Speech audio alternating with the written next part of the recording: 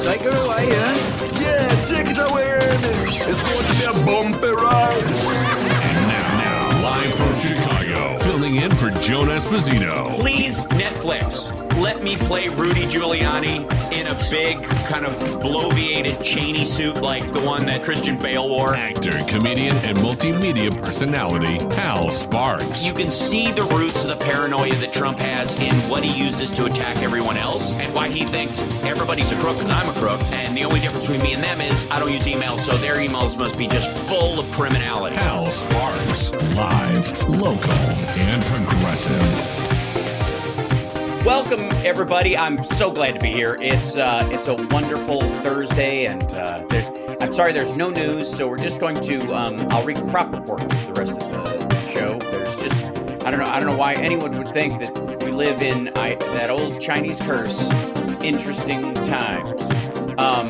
The ever fluctuating stock market price of oil, the jobs numbers, the Fed's response, all those things are being bandied about as too complex for most people to understand, but trust us, they're heading in the right direction or in the wrong direction, depending on who you want to listen to. The fascinating part of the current economic tale that is being told in America right now is that both extremes of this conversation about where the economy is, where it's going, where the world economy is, where it's going, are both using the same, it's just too complicated tactic to kind of numb you to the idea of understanding that we are in a tectonic shift, that in many ways we as people are in and I welcome everybody that's joining me on the live stream today. I'm just popping in. Normally we live stream this, so I'm throwing it up there at infotainmentwars.com. If you feel like subscribing to the YouTube channel, please do so.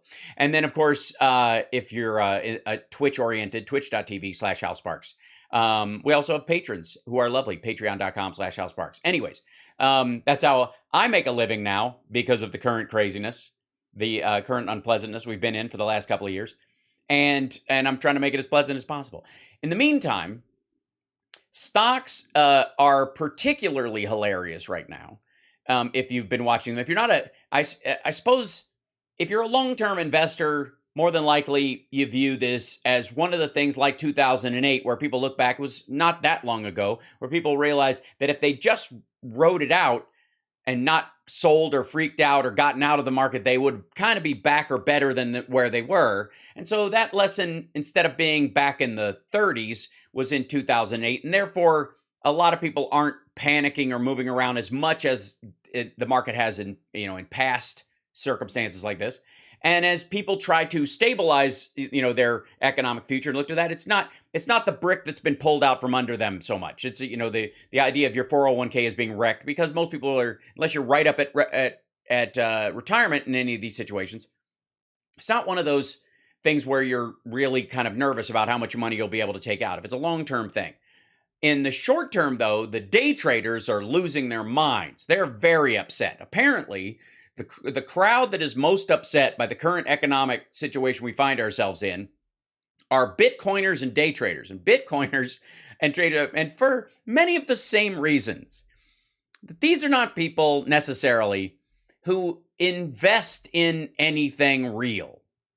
I've always found it ironic that the Bitcoin fans are the exact same human beings who are constantly telling the rest of us during downturns that gold is real money. How many ridiculous ads, in all deference to the lovely progressives that I know of and respect, who have radio shows who have done these ads themselves. How many times have you heard these folks tell you gold is real money? Therefore, that's the safe investment. Put it in bricks of pretty rocks and hide them in your basement, because when the end times come, that will be the Ayn Rand currency of the future. And these people, because it's physical and you can hold it and it's not based on anything ridiculous like work, because that's what a fiat currency is based on. It's based essentially on productivity. It's based on the functioning monetary system of a society and how stable it is.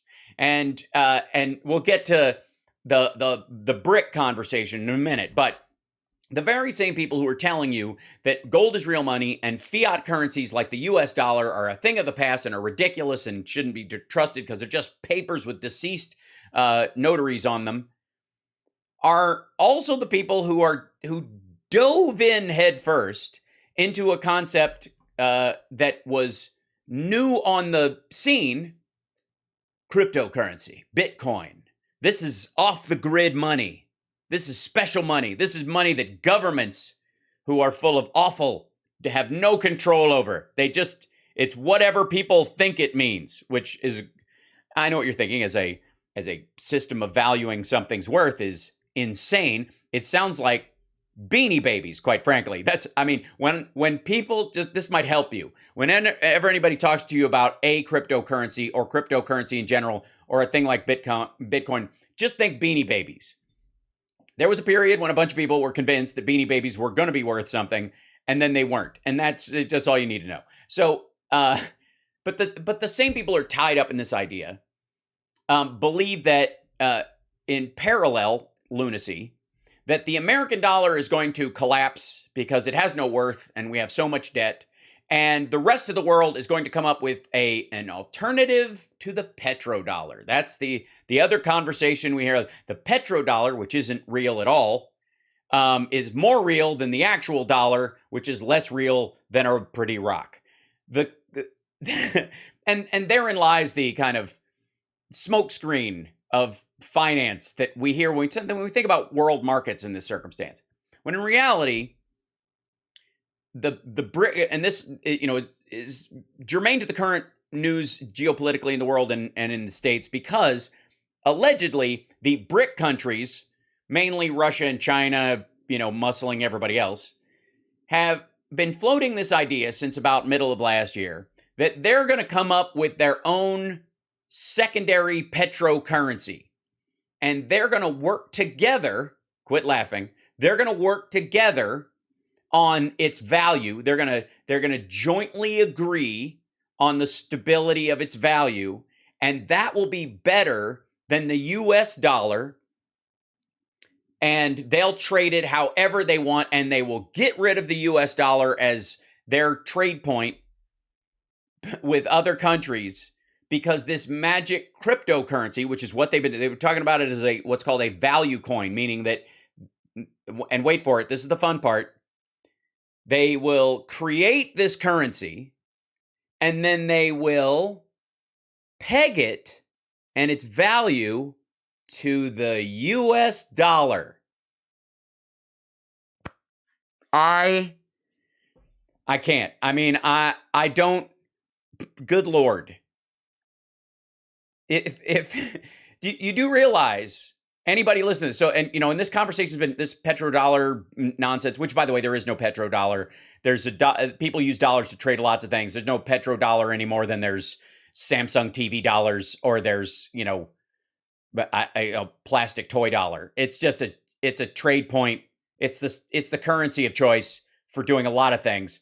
Petrochemical stuff is just the longest traded and most useless in between points, as opposed to other goods, because it's got a longer boat ride or a longer trip through a tube, where there's no spigots along the way. They just do it. So it's more one, singular destination. It leaves one place and goes to another. But they are going to, yeah. But so the existence of the petrodollar has been, it's a colloquialism that is filtered down into normal conversation as if it actually exists, and it frankly does not. But that's a conversation for another time. But the idea that the BRIC countries, Russia and China in particular, with Iran, and they're going to bring in North Korea on this, and they're going to create this magic currency, this cryptocurrency that will have value, because they will argue its trade value is identical to that of the US dollar, which now means they would all be pegging all their international travel and trade on the value of the dollar. So if the dollar collapses, so does their currency. And therefore, they have, in theory, and they're never going to do this. I'm just saying, the talk has been about this. It's going to fall apart. But if it ever happened, It would mean that all of those BRIC countries would have a stake in the stability and strength of the US dollar. I mean, very few things make me laugh out loud when I'm reading news. But this particular tale, told by Fox News and carried by the Jimmy Dores of the world and others, I have to say, tear to my eye laughter. One of the points on my live stream that I made, and if you'd like to enjoy that, it's 3 to 5 Pacific time in the afternoons on infotainmentwars.com and of course Twitch. One of the things that we were mentioning lately was the cost of gas, which has come down about 20 cents in the last week as oil dipped below $100 a barrel for the first time in months and seems to be on a shaky downward trajectory guided by world recession, U.S. recession, and other factors, and the increase of supply and the lowering of demand by market pressures, yada, yada, yada. But it's headed in that direction.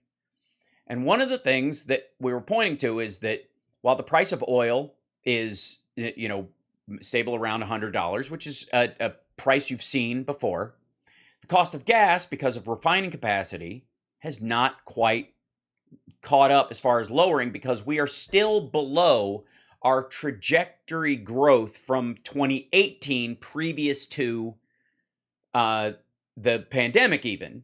That refining capacity is below its, if it had just gone up and there was no collapse, if there was no COVID drop, it would still be below where it was headed, that it would need a jump start. And because of that, there is, oil can get as cheap as it wants if the bottleneck is in the refining. And that's where, in a lot of ways, the oil companies are holding off because they know they got a dying product. And over the next decade, demand destruction amongst the consumers in terms of, electric cars, hybrids, better fuel efficiency, even in cars that still use gas and oil in the developed world especially, is increasing exponentially, so that even the trickle-down used cars from 10, 15 years ago that find their way to Central America, that find their way into Eastern Europe and the like, are going to be better than cars that were on the road, the high-quality, low-emission cars of the 90s, for example. And that will have a layered-on effect, and that will lower the need for more gas and oil. And they can see that trajectory going downward, so they know they need to make some sort of make hay while the sun shines. You've got to make as much money from it as you can right now, because the future is bleak for oil and gas ultimately. And still, it's trending downward from its peak this year, and it will continue to do so. The fascinating part is, if you look at, say, the United States, where gas is averaging about $4.79 right now, $4.79 a gallon. In the UK, it's $8 to $10 a gallon. And this is the average. This is not the peak or the highest you can find. That means in areas it's in the UK, it's $15 a gallon. They buy it by the liter. We got to take a break. But one of the things I pointed out was that in Sierra Leone, they pay the exact same amount for gas that we do in the United States. A gallon of gas in Sierra Leone costs the exact same as it does in the United States. The difference is the average American makes $70,000 a year, and they're paying $4.79 for a gallon of gas.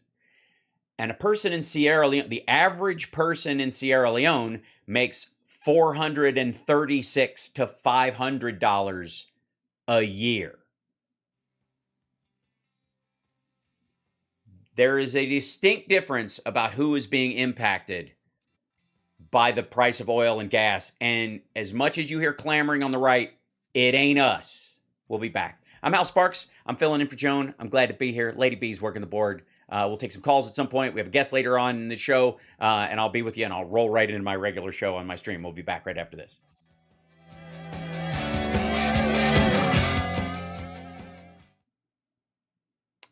Hi, chat room. Hi, everybody. I know you weren't expecting me, but we were having a bit of an issue, and I wasn't sure if I was going to be able to do it on the computer that I live stream on. So here I am. It worked.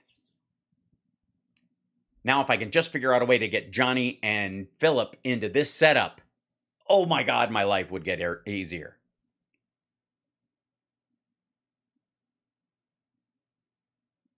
When I think about that and billionaires, $450 a year. Well, the interesting thing is, though, that the billionaires that exist, again, this is Water Goddess. I mean, it's a conversation we're having to some degree, but the billionaires wouldn't exist if they didn't provide a service that wouldn't make the life of, in many ways, the people who make even that little amount of money better. It's another conversation. It's worth having. We're not talking about resource capitalism in the classic sense. Hal, you will find a way. I have confidence in you. Thank you. I'm going to do it. We'll do it. There we go. Let's see. And I guess we got to talk about Boris Johnson.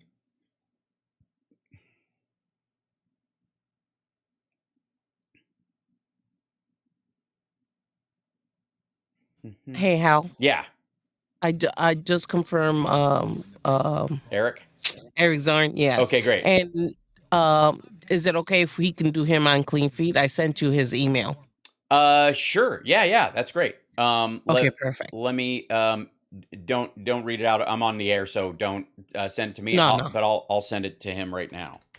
Okay, 4:30. Thank Cool. Yeah.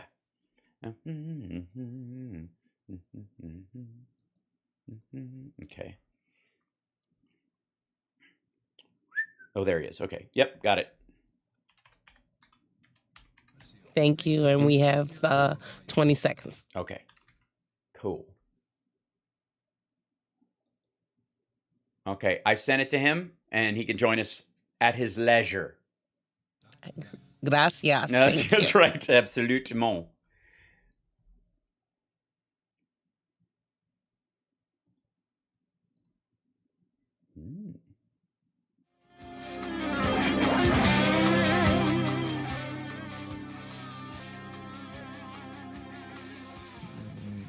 Welcome back to the show. I'm Hal Sparks, filling in for Joan Esposito. It's a great afternoon. There's so much happening in the world, not the least of which is that the world was sort of relieved of a second Donald Trump in some ways. Bojo, as he's known, Boris Johnson, stepped down as the British PM last night after an embattled term, they keep saying repeatedly, with a mix of corruption and issues and things I don't care about because we fought a war, so I don't have to care about British politics. But one of the most fascinating parts of it is what it took to get him out, because it wasn't so much the policies of his party in a lot of ways. It was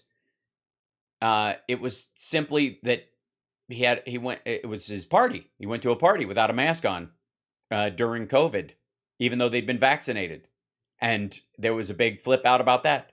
And then after that, there was news that at one of his parties, one of the people that worked with him was groping other men.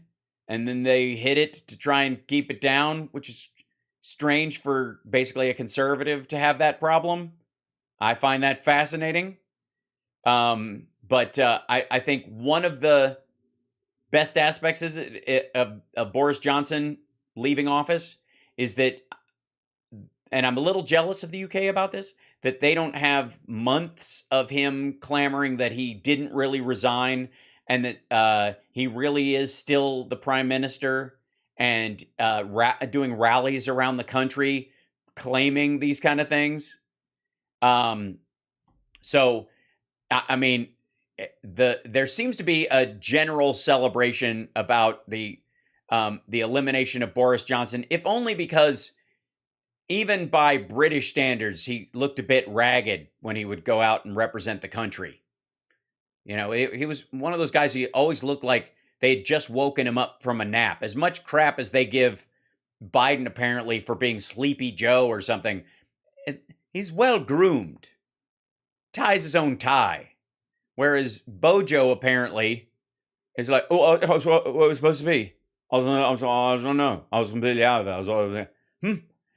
One of the groups that will be disappointed, apparently, is the Ukrainians, as you know, and partly because in the same way that Volodymyr Zelensky found himself trying to play nice with Donald Trump in the waning days of the failed Trump presidency, that, you can't, when you're wedged in between two strong men, you can't pick it, you don't have any room to pick any fights. And they needed the United States support, and not knowing which way our elections would go in the United States, Zelensky was playing his cards close to the vest until after the election, and rightly so. And in a similar situation, they need the support of the UK. So the prime minister, if he's going to show up even repeatedly, they're going to welcome him with open arms and say, thanks for being a buddy. This will, by the way, the stepping down of Boris Johnson will in no material way affect the UK's support for Ukraine at all.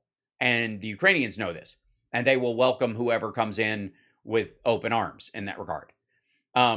The question will be, is like, how long does it take, and is it going to be a big deal? And does the conservative wing have any people hiding in its ranks that are kind of MTG types that want to, while distancing themselves from the EU, also continue by distancing themselves from NATO, or lowering their support? Ultimately, they won't be able to totally remove themselves. I think that would be madness to expect anything close to that because of the power of the House of Commons. But there is a chance that they could just lay their foot off the gas a little bit, and that's a concern, especially in a circumstance like this.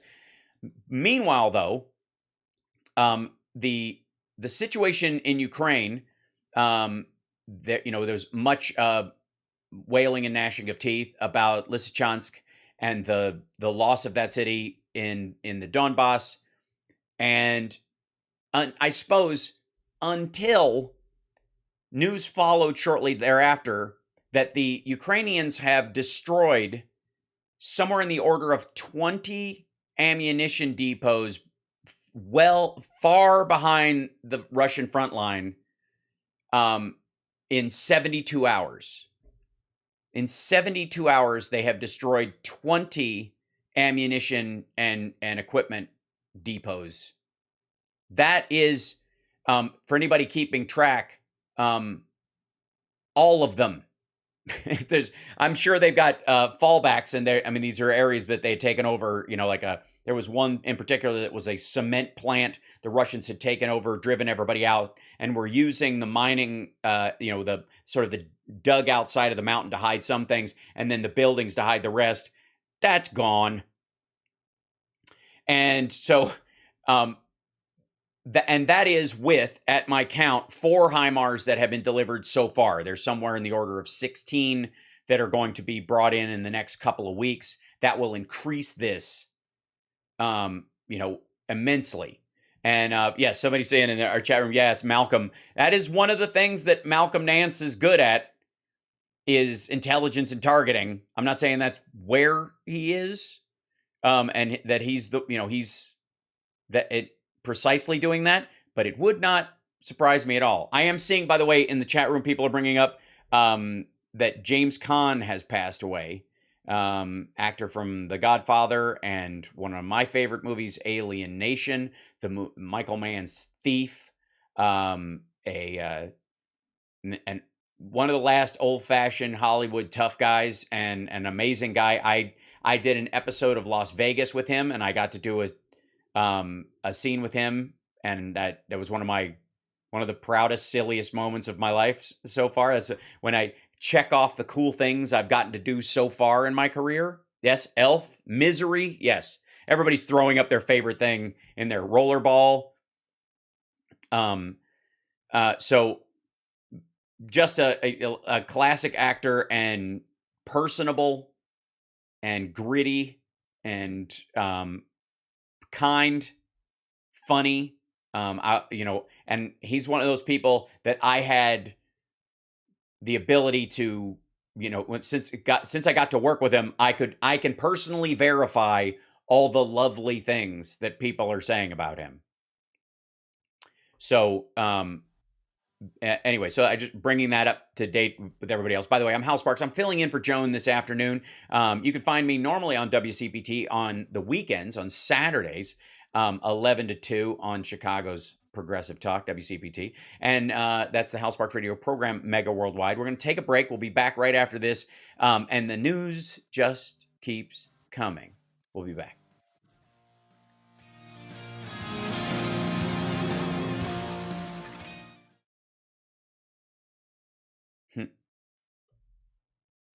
Hi, everybody. Hold on. I'm bringing some stuff up. Yes, Misery, Elf, Brian's song.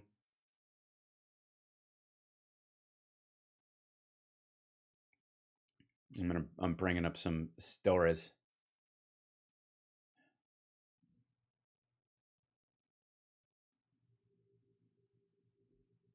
"82 years old. Man.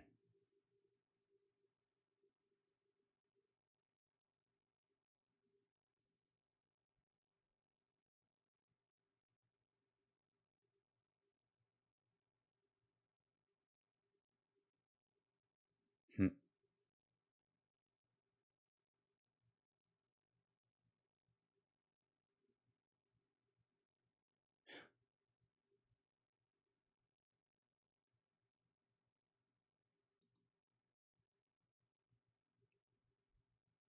Okay, 1 second.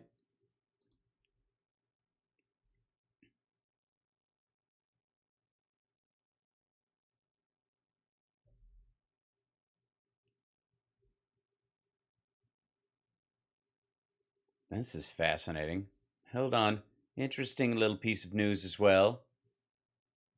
Yeah, Andrea, there's no /Hal Sparks on those, just so you know. Infotainment Wars and Flank.com are just those. You don't have to put a slash afterwards. It's good that people know. I mean, if the link works, the link works, but there's no, yeah.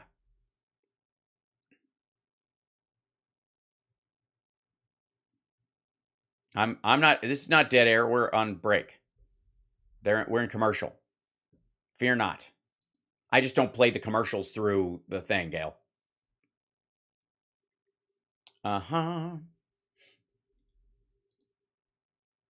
1 second.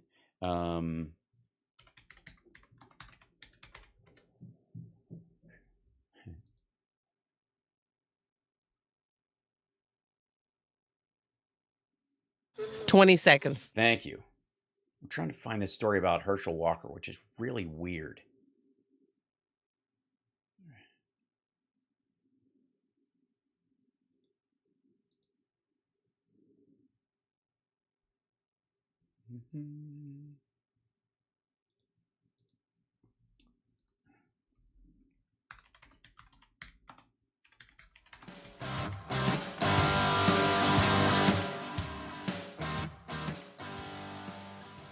Welcome back to the show. I'm Hal Sparks, infotainmentwars.com. We don't need the documents. We can memorize everything. It's fantastic. So there's so much news to cover. Some of it sublime, some of it ridiculous. One of the stories that kind of went by under the radar, I think recently, it's a fascinating small take on a couple things. Trump has been trying to solidify his position as of late as the Republican kingmaker, which I personally believe he is going to want to have as his job going forward instead of running for president. President requires you to show up for work and produce results. But if you can be seen as a kingmaker and you only back people that the party has said are a shoo-in, or I suppose people that that even if they lose, it's just because you have a grudge against the person they were running against, and that in and of itself gives you kind of credit points for, like, I went after him and almost took him down, because I don't let anything stand. I'm a like counter puncher, that nonsense, if you'll recall. So my personal belief is that Trump, first of all, we all know that financially, he cannot in any way afford to not get the money from the Save America PAC anytime soon. He can't afford to not take that money. That is literally holding the Trump business organization above water, barely. It's the floaties on his arms in a very deep pool of debt. And the minute he declares he's running for office, that money dries up for him. It can only be used to run ads and do other stuff, but it cannot pay for, I mean, arguably, Trump will always find a way to do it. But in theory, the most it could do is that the super PAC would have to, on its own, rent property at a Trump property to pour money into it. Right? That it would have to, sell, like, promote Trump's book without any coordination so that he sells more of his coloring book or his little Instagram picture book, that kind of thing. But it is by no means enough when you have to channel it that way to keep them above water. Right now, it is their primary branding function. It's The Apprentice. It's replacing the money he would have made in 10, in I guess 6 more seasons, The Apprentice, whenever that went off the air. That's what it does. That's all. But it's not the kind of money you need if you're going to rebuild a real estate empire. It is not the kind of money you're going to need if you're going to build a genuine media empire even. It's just enough to pay the bills. Yes, and Kay in our chat is saying his donations are down, aren't they? Yes, they are. So he can afford to lose it even less. Not to mention that I don't know how long it'll take, but depending on what happens after Putin falls in Russia and the lack of the sanctions, the money that flowed out of Russia during the sanctions, being put in place that went through Deutsche Bank and other places where Trump has had loans in the past. Once that money dries up and the EU or the United States or a group of former Trump University students sue Deutsche Bank to see where the money went or where it came from or who was backing it initially, there'll be less reason for them to not give that information over because the level of criminality will be high enough and recognized enough because information will come out of Russia once this. So this is a fascinating part of this. And Anonymous in our chat is almost preemptively hitting this story. This is fascinating. Trump left the board of Truth Social right before the federal subpoenas, before the company got subpoenaed. So there have been federal subpoenas about the SPAC money, the SPAC money, this, special projects and criminality, these investing groups that invest money in us, we'll tell you what we're going to do with it later, which I know what you're thinking. That sounds crazy. I'd rather buy gold Bitcoin. But this is, according to Raw Story and others, Donald Trump removed himself from the board of his social media company just weeks before the company was hit with federal subpoenas. Former president was removed as chairman of the Trump Media and Technology Group, TMTG, along with 5 other board members on June 8th, record show. And the Securities and Exchange Commission issued a subpoena to the Florida-based company on June 27th. And a grand jury in the Southern District of New York issued another one on July 1st. This is from the Herald Tribune. The investigation appears to be related to the proposed $1.3 billion merger between the media company and a special purpose acquisition company, SPAC, these special projects and criminality company, called Digital World Acquisitions Group, whose directors were served subpoenas seeking similar records to those sought from Trump Media, which issued a statement pledging full cooperation. However, the statement did not mention Trump, who had a licensing deal with the company to use his name, was no longer chairman, but still listed former Rep. Devin Nunes. You love it when they hang people out to dry. As chief executive officer and businessman Philip Juhan as chief financial officer. The other board members removed were Kash Patel, a Nunez ally who served various roles in the former president's administration, Donald Trump Jr., and former Trump assistant Scott Glabe.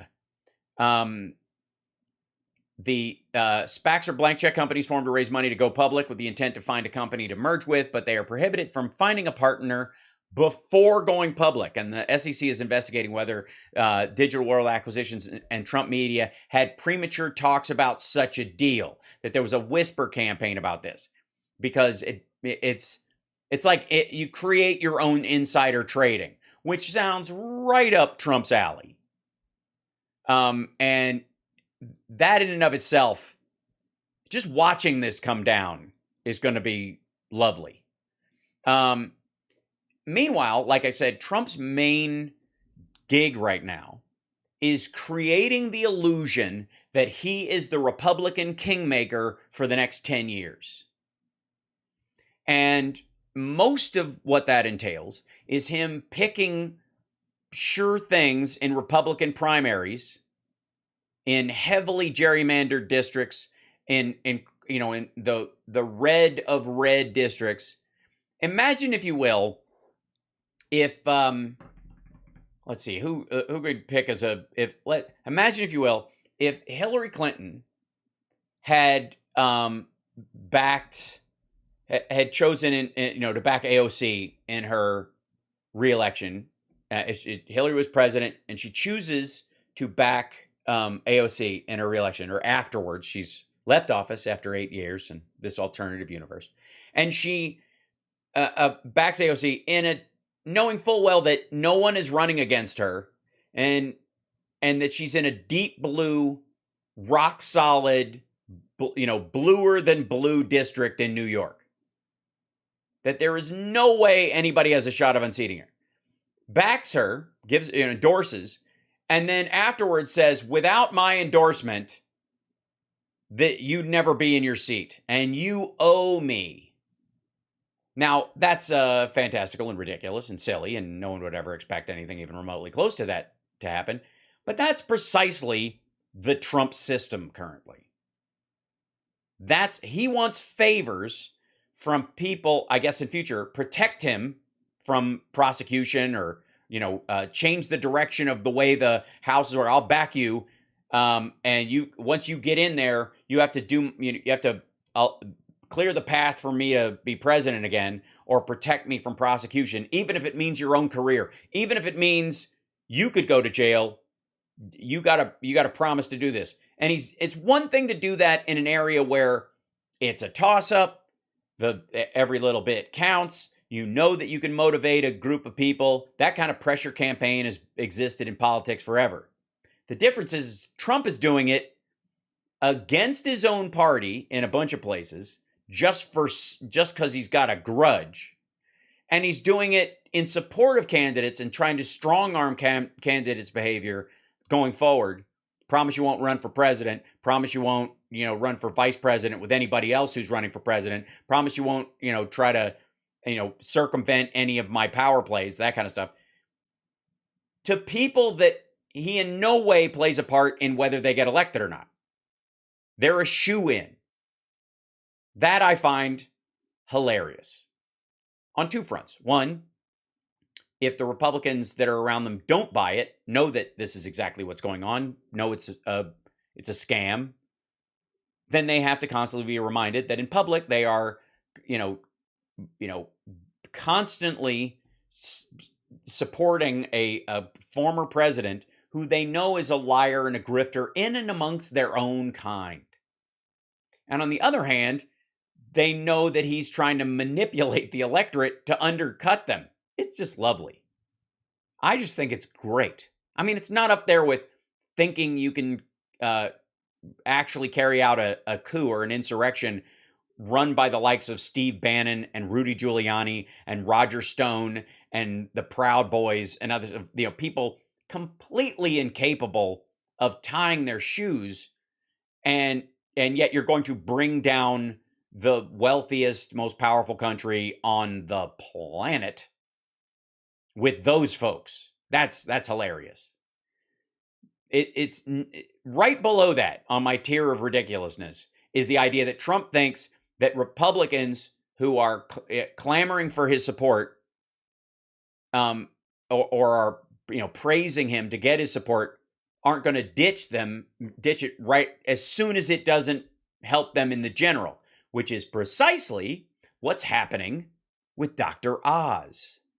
Apparently, and this is not lost on the maggots in Pennsylvania, that Dr. Oz has all but stopped mentioning Trump in his campaign stops, in his conversations.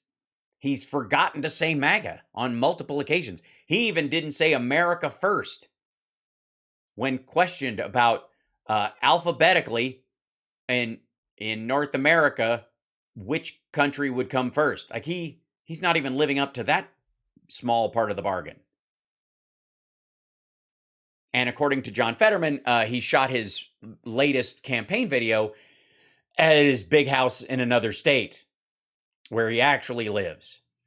Now, the other one, of course, is Herschel Walker. Now, this is one of the more hilarious and distressing races that are out there, because not only has Herschel Walker said some, controversial yet, broadly shared thoughts about parenting in the Black community and fatherhood and yada, yada, which, again, the most Republican thing about him is that he said all that stuff, and then he found out he had a secret son, and then a secret daughter, and then possibly, a third one. I've lost count, quite frankly.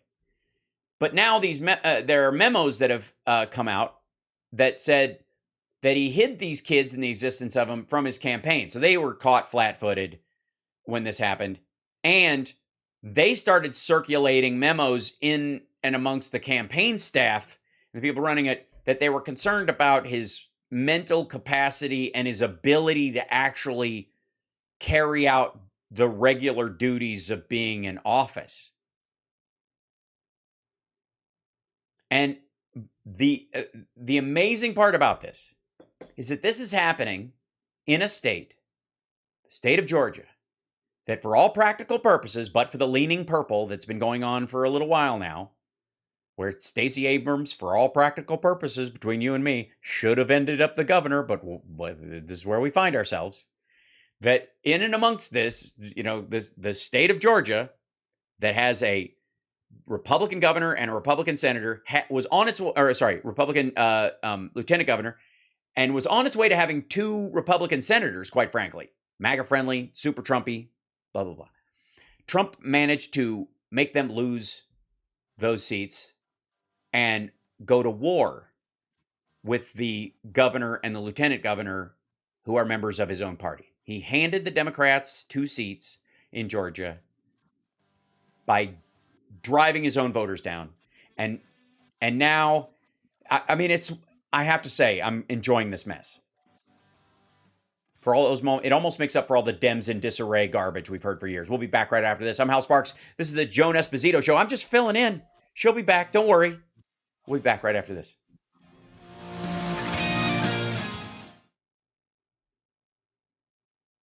This is going to be a very short break. Okay, great. Yeah, thanks.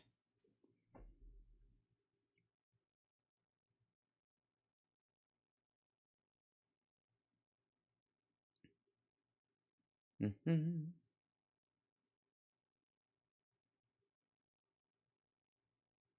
Okay, one second. Back in 10 seconds. Excellent. William in our chat is saying CTE is legit, and a lot of people have it, mainly vets. Absolutely, William. Right.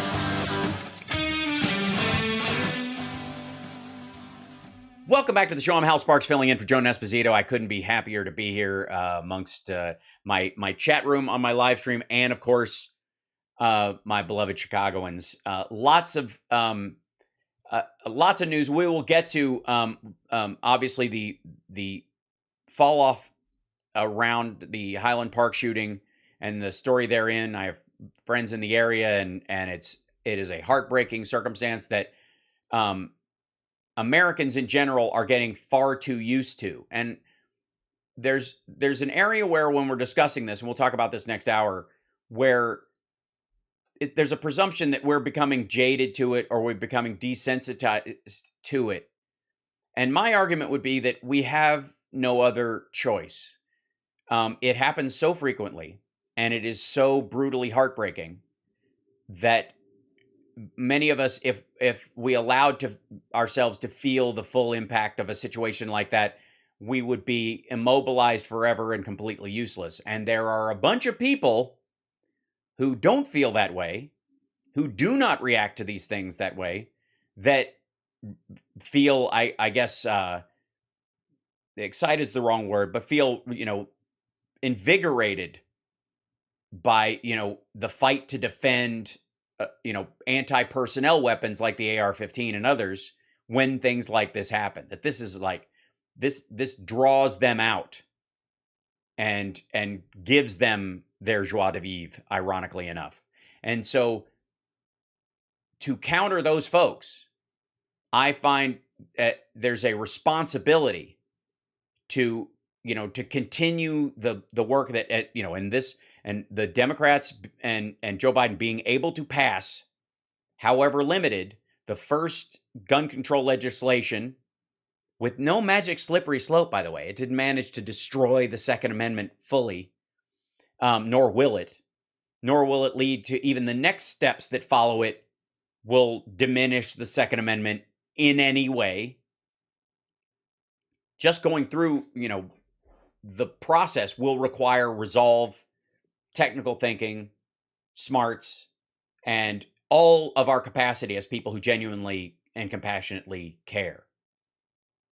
That's where I would hope, especially as frequently as these kind of things happen, we would, in many ways, learn to channel our energy and our psyches in a way where we can figure out new and innovative ways to solve this problem. So that we'll obviously talking in terms of where we are as a country.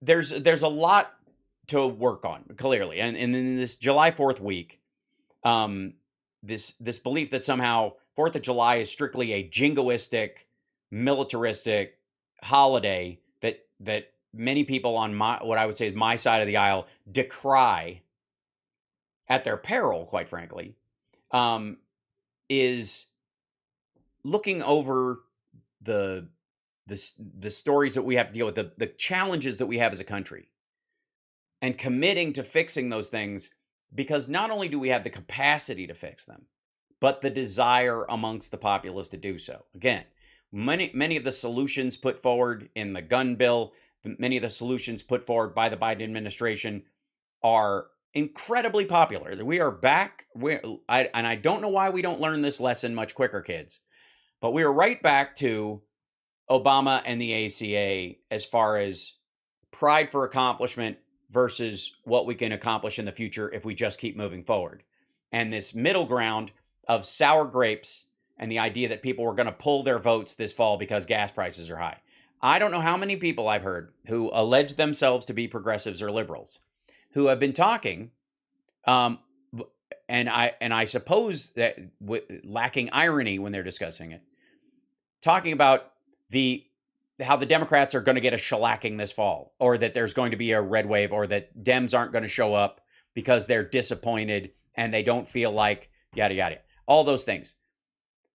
I will be completely frank with you that I find all those discussions not only absurd, but disgusting, and the reason why Republicans feel like they have nothing to worry about. The intermittent Democratic voter is the best friend of the Republican Party, and they campaign on it. They project in timeline when it will happen. They participate actively in the depression of the vote. They carry this storyline, and they also reinforce, disaffected Democrats or Democrat-leaning independents And with this storyline of, have you gotten everything you wanted so far? It's been a year and a half. I mean, you should have won the lottery by now. Shouldn't democracy be one of those things you can swipe right? Aren't you fit yet? I saw you went to the gym once. I know you went there with a couple people who go fairly regularly. They go a month before the gym day, and then they stick around for a couple weeks afterwards. So you must be fit. I don't know why you ever go back to the gym. That's the problem. We need a pill for health. We need a pill that makes you fit and tan and taller. I can dream, can I? And until they have one, I tried that gym thing once, and I'm not doing it anymore. I've been let down. I was sore afterwards, and I just ate 2 days later. It was Thanksgiving, and all my work was gone. I don't trust this whole gym thing. Look at the Republicans. They're selling the pill. Granted, it kills a bunch of them, but they go happily, I suppose. So I look at Democrats who even waver in their strategic planning of voting time after time for the person that's available to them, like, fight like hell in the primary and then vote for the platform that best reflects who you are as a human being, that will actually get elected. And if you have a chance to put a Green Party person or a left-leaning independent in a place on a smaller scale in office where there isn't a huge fight going on, and you got to knock doors to do it, that's where the greatest gains come. That's where the focus must lie. And if you don't believe me, ask the Libertarian Party. Ladies and gentlemen, I would present to you the equivalent of the disgruntled lefty on the right is the Ron Paul style hyper righty who believes that, all drugs should be not only legalized, but encouraged. There are no limitations on any kind of weapons or guns, like totally as, far past the sunset, far past the horizon of regular Republican thought, who not only, by the way, by some work have managed to get a couple of people who lean that direction in, but don't necessarily do anything but end up as a blockade. They don't create anything, but then that's part of their plan. But what do? Do you see a lot of libertarian secretaries of state running? No. Do you see a lot of libertarian school board members running? No. The Libertarian Party runs a president every 4 years, like the LaRouchians do, and has zero effect on the actual electorate. And occasionally, though, if they do have an effect at all, if they have even a minor percentage effect, they drag votes from the president, of the Republican presidential candidate. And look no further than the fact that Joe Rogan, who said he voted for Bernie Sanders in the primary, voted for Gary Johnson in the general. Yeah, you heard me right. That's true. So again, does it have an impact? Yes, it does. It usually has an impact of diminishing whatever you care about. Libertarians think they're absolutely out of our minds. Yes. Well, libertarians don't actually have a functioning political system at all. That's right. Gary, what's Aleppo Johnson? That's right. He voted for that person. People in our chat are saying RuPaul is greater than Ron Paul. I would argue that. I think that's inarguable, quite frankly. But I would like to remind everyone that when you don't vote for the person who's going to be able to get elected, where we're dealing, that's within the margin of error or greater for actually getting the seat, all you do is cost your argument points. Because not good enough is not an argument in politics in a democracy. It simply isn't. Because it's too easily weaponized by the other side. We got to take a break. And for the news, I'm Hal Sparks. I'm filling in for Joan Esposito. We'll be back on the other side.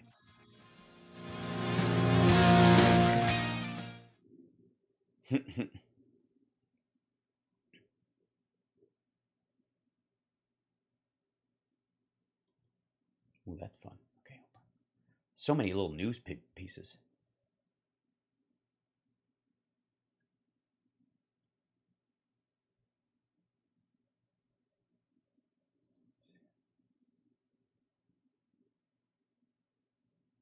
When's this? That's in May.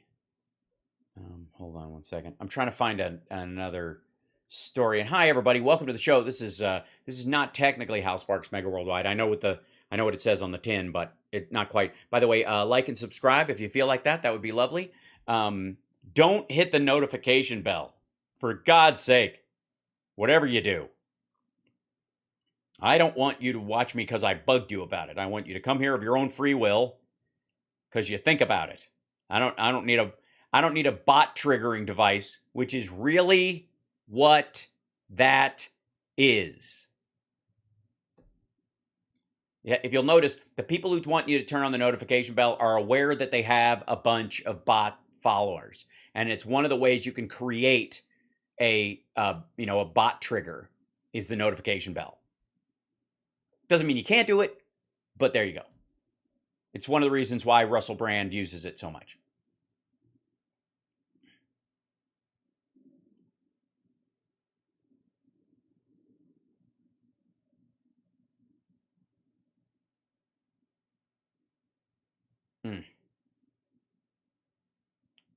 Hold on.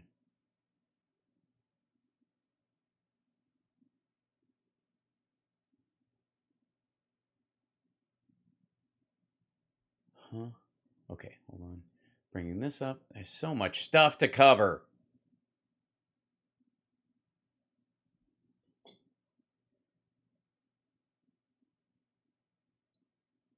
Okay. You want me to make the news short too? Or? No, just do normal. Yeah, do the normal time. I'm just there's so much since my show's my show I deal with clips and video and other stuff like that. So and on Saturdays we do a little bit of breaking news and stories.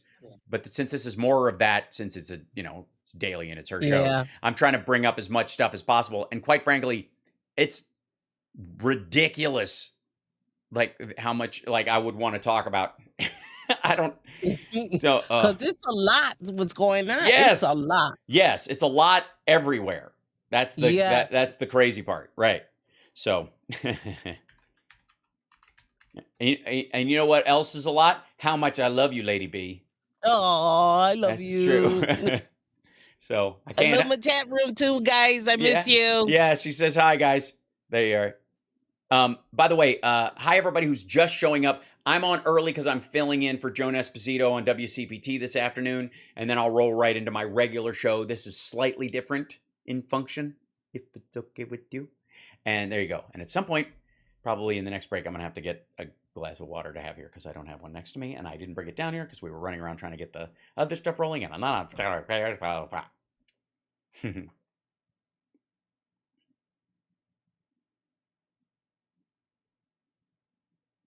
See. There we go.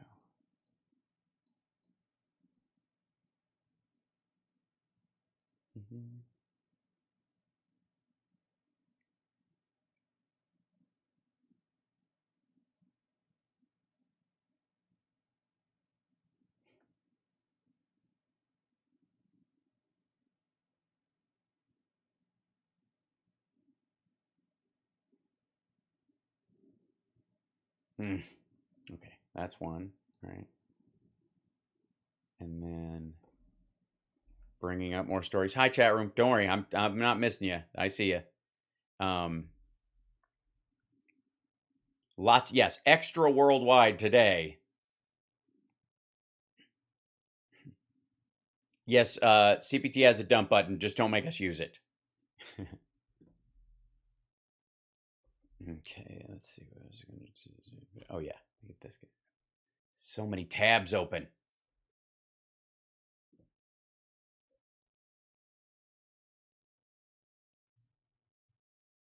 Weird.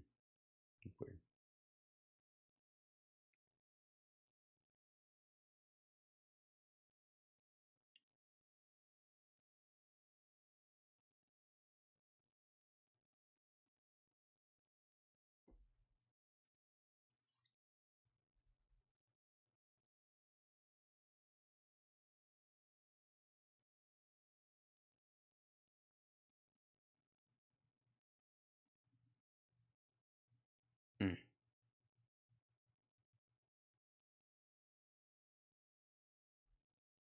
Okay, we'll be back in just a moment, kids. Why is some of my pages don't want to open up? This is fun.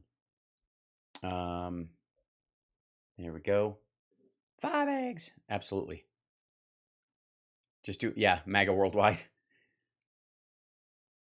And let's see.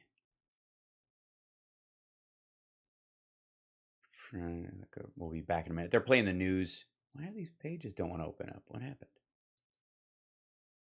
There you go.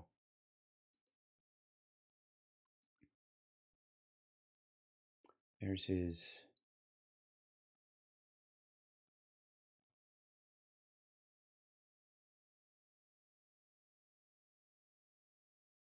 $15 seconds. Okay, excellent. Thank you. Be coming right back. By the way, settle in, guys. How are you?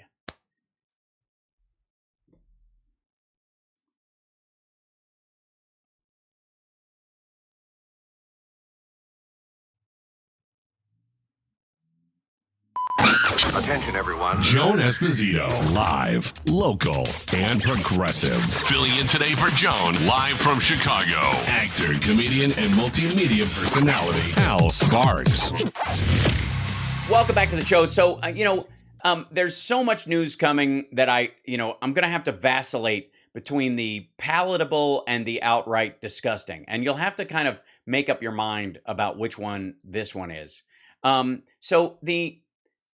Recently, the passing of new gun regulations, again, has triggered this freak out on the right, and but it is materially a gain for Democrats and a sign that Biden, is pushing bipartisanship, saying we can get stuff done, even in the context of how intransigent the Republican Party wants to be, desperately needs to be, to trigger their own base or the fringe of their base that they fear the most to not be violent.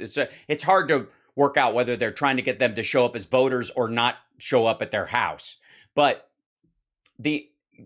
over the last year and a half, the deficit has been cut in half. Unemployment has been cut in half. We reached a 70% vaccination in the United States, and the Biden team rolled out an actual structure to get people vaccinated. Even when cases continued to go up, the death rates continued to go down because of that action. And if you'll recall, what was Trump's plan once the vaccines existed? They were going to have military trucks parked in Walmart parking lots, injecting people. That was the plan. Now, we already knew that Trump supporters were the least likely to get vaccinated. But how much worse do you think it would be if the Alex Joneses of the world and the rest of the maggots started, using social media to show pictures of army trucks in Walmart parking lots in rural areas injecting stuff into Americans' arms under a perceived mandate? Now, the mandate, of course, was always like, well, you got to get this if you want to go to these certain places. Nobody's stopping you from staying home or ordering through the mail. It's just, if you're going to go into a store, you're either going to need to mask up or have a vaccine because this thing is killing a lot of people. And there's so many variants and stuff, it's wiping out a lot of people. And these are your fellow Americans. So at least if you want to stay in your bunker until it's over for a couple of years, knock yourself out, prepper crowd. But none of them did. Notice how all the crowd that were the preppers were the ones that were clamoring about wanting to get out and how they couldn't be locked down. The people who, quite frankly, have been preparing, hence the name, to lock themselves down. Adorable. So what the Biden administration has been able to do, and people, it's amazing how quickly people are willing to brush aside the first black woman on the Supreme Court, for example, or the diversity of judges across the board in the nominations that Biden has put forward. Uniquely American, I would say, in their selection of people. Broad, open-minded, and supportive of people, giving them a chance where they would have all these smaller glass ceilings on individuals throughout our judiciary, throughout our government that was just always there on them. And in office of other people and theoretically in a system that's, is egalitarian and open to their ascension, but they just magically hadn't for decades. And now they're getting a chance to show their worth to their fellow Americans in a wonderful way. In a way that they absolutely, and I can't stress this enough, absolutely would not have been able to do had Donald Trump been reelected, or anybody that, if Mitch McConnell and his ilk had control of the House and Senate currently. Period.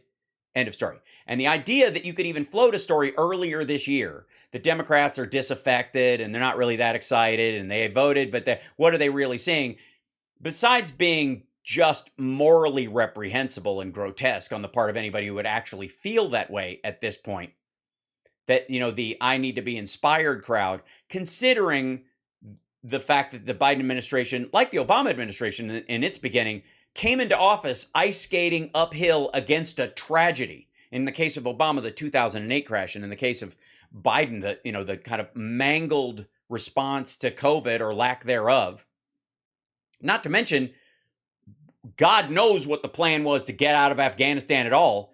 Trump had just set a date, said if we're not out by then, you can kill whoever you want. I guess assuming that, and by the way, he now tells us he was never going to leave, so I guess they were going to go back to killing American soldiers starting in May of last year. That seems to be, that was the plan. That was the extent of it. And the biggest part of the plan, not just getting ourselves out, not just getting our soldiers out, not just getting our embassy staff and other people out, not just getting the gear out that we were taking with us or destroying the gear we were leaving behind. Not just that, but getting out the people who helped us, who supported us. The translators and scouts and supporters and people who worked at the embassy and the like, people who were, in many cases, gay or lesbian or were definitely in danger, physical danger because of their existence in Afghanistan, who found a place to work in safety amongst the Americans while we were there, or the British or even the Australians. And then Trump not only didn't have a plan to get them out, he and Stephen Miller actively undermined the system that was in place that would have gotten them out. Slowed it down on purpose. I can't stress that enough.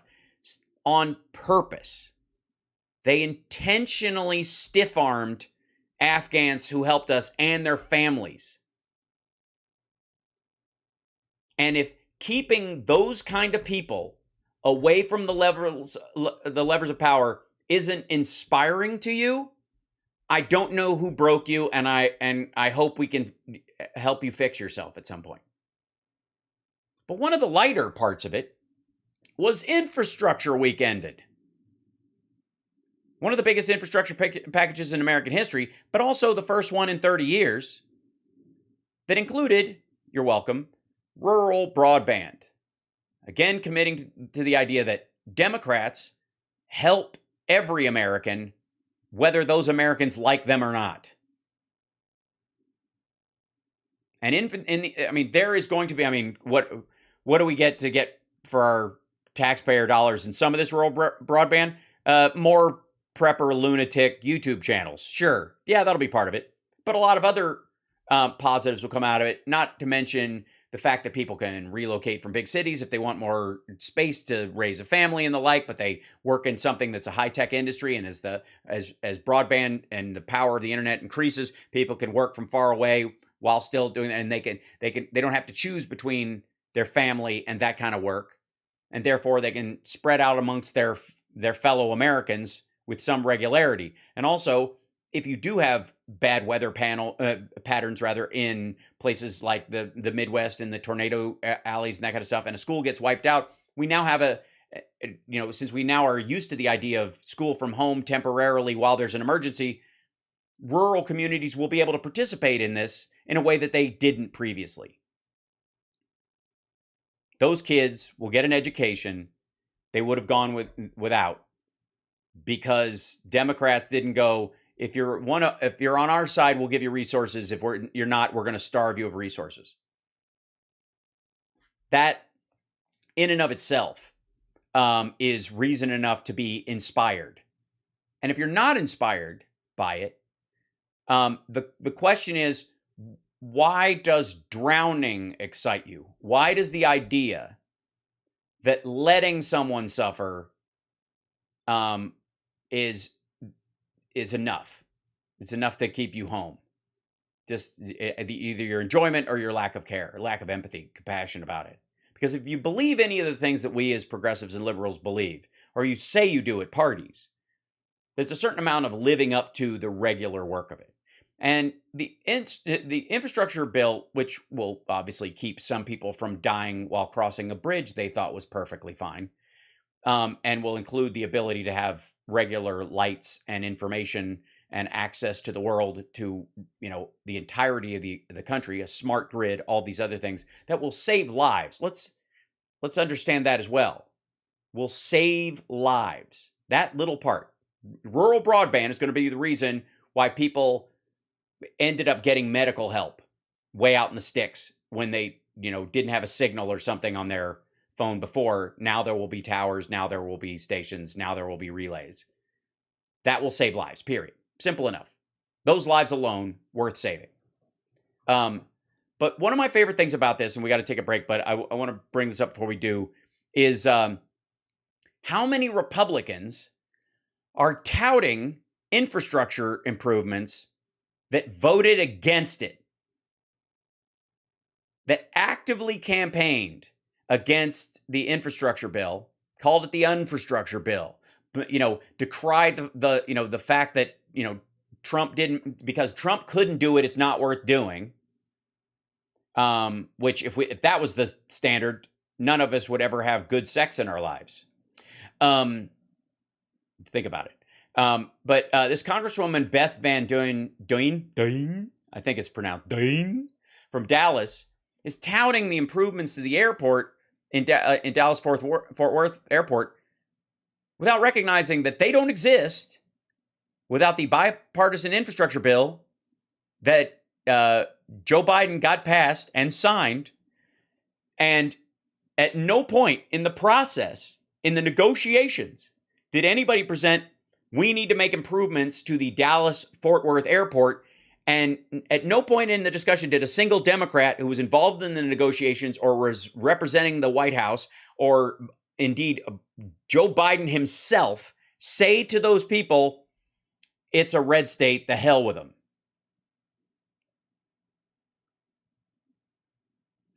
Democracy is for every American.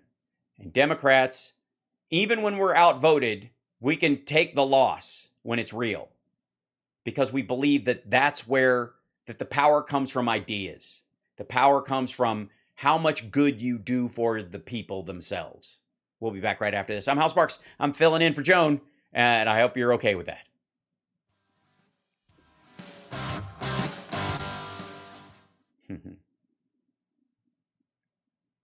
Van Duyne. I love that name. Hold on, I'll show you guys on the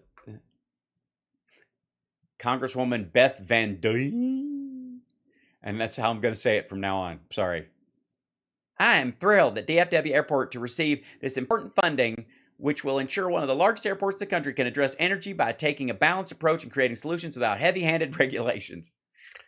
It's because they're going to also use solar. They're adding solar, so she has to can address energy. Jesus Christ. Just, no, this is not the Hal Sparks show. It is technically here, but I'm filling out the radio. If Dems can rig elections, then how do Republicans ever win? Well, we're that magnanimous, I think, Greg. I think that's what it is. That's what Greg was asking. Why do if Dems can rig all these elections, how come they don't win every time? Well, it's because that's part of our nature, though, is we're share and share alike. So we occasionally cheat for you. That's we're sweet that way. 15 seconds. Thank you.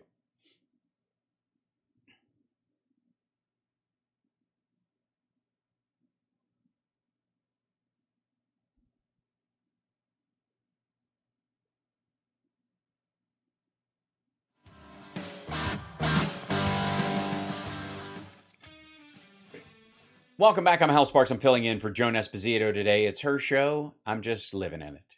And I'm live streaming at infotainmentwars.com. That's my YouTube channel. If you want to subscribe there, that's a great thing. We're trying to drive our numbers up, and a little click would help from you. I advise you, though, do not click the notification bell. And if you follow me on Twitter, please do not turn on notifications. I know they want you to. I know they want you to react like some sort of, Pavlovian gerbil with a shock probe in your keister and a button that gives you food pellets on the other end, or maybe both ends. It's hard to tell, but don't do it. I'm dead serious. It's you don't need to. Show up when you want to, listen when you can, participate. I want you to share your eyeballs and your ear holes with me in conversation and in visual stimuli of your own free will. Because you are driven to and interested in the things that I'm talking about. Now, I have been accused recently. It should come as no surprise to anyone. I've been accused recently of vote shaming. Yes, attempting to make people feel ashamed that in 2016 they voted third party, or that they do, or that they don't vote because they think that the Democratic nominee isn't, left-leaning enough or doesn't pass some particular purity test. And I think it's time to answer that charge. I think it's time to finally actually admit it. Yes, actually, I am vote shaming. You should be ashamed. That is a shameful behavior. As we often say in one of our great Sparksisms on Mega Worldwide is, of course, if you are ever presented with a choice that you believe is the lesser of two evils, choose less evil. It's easy. Choose less evil. Of the two things that are actually going to happen, they're actually going to happen. I don't mean choose not to choose, because basically you're saying, I don't care if more evil wins. That's what not choosing is. Don't believe me? Ask the band Rush. But in the meantime, in reality, always make an active choice to choose less evil. It's pretty simple. And if you haven't in the past, I would hope that you are filled with seething, buoyant, mucusy, fecal-ridden regret. I would hope that it keeps you up at night and makes you wake up sweaty. I would hope, because I'm not one of these people who believes that fallacy that you should never regret because every choice you've made makes you who you are. Well, yeah, but regretting a choice fixes who you are if who you are turned out to be awful. If who you are turned out to be the kind of person who can shrug off the pain of others that easily for your own, I suppose, ego. And that's where I would say that there is a thin line between the Trumpian maggot crowd and folks who think that voting doesn't matter, or that it's all, that quotes things like establishment or uses phrases like corporate dem, blah, blah, blah, especially when you're talking in an area where that is not the kind of representative you have in your district. It's one thing to believe that Manchin and Sinema are a particular type of a softer evil, as it were. It's one thing to believe that both of them are, engaged in awful behavior that somehow, needs to be remedied via the voting booth. But if you don't live in Arizona and you don't live in West Virginia and you're not voting for the Democrat in your area because they couldn't get stuff done because of West Virginia and Arizona, I mean, I guess the deeper question is, why would anyone like you ever, why should anyone ever put someone like you in charge? Why should they ever take your decision-making seriously? Why should they think, I know they say they've got a great plan, but if we put them in charge, these are the kind of decisions they make. That when it comes to crunch time or commitment or seeing through the hard part of something or following through, they just pull the ripcord. And if it's a really extraordinary thing that will change the functional system we have in the country, like upend it entirely, something like Medicare for all or the like, or the elimination of all student debt and all that that would entail. Let's say that gets started.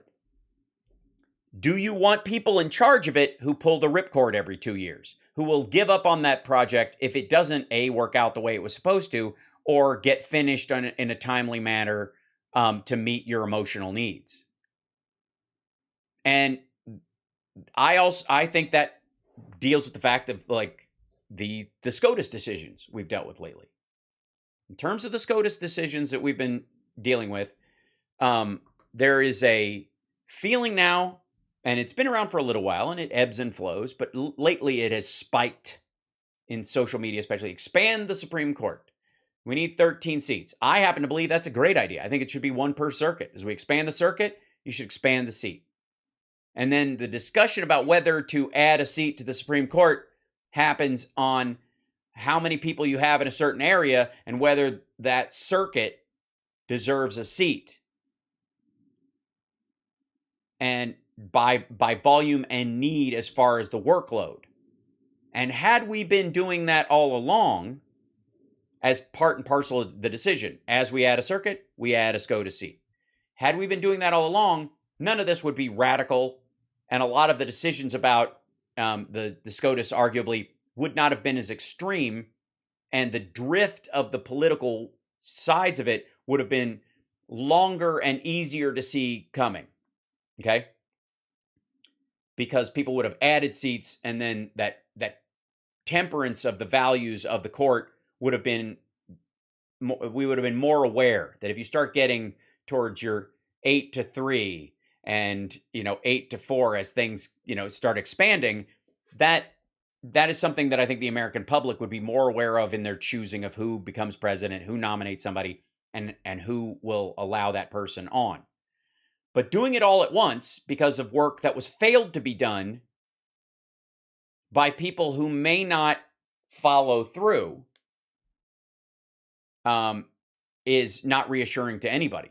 And the concern that I and others, I suppose, perhaps have, is that we will do something extraordinary and needed, but in a way that is extraordinarily bad and gives us the opposite of what we want or need. And in the case of expanding the court, the process legally of doing that is as big or bigger, I would say, I would argue it's bigger than the ACA, than the passing of the ACA.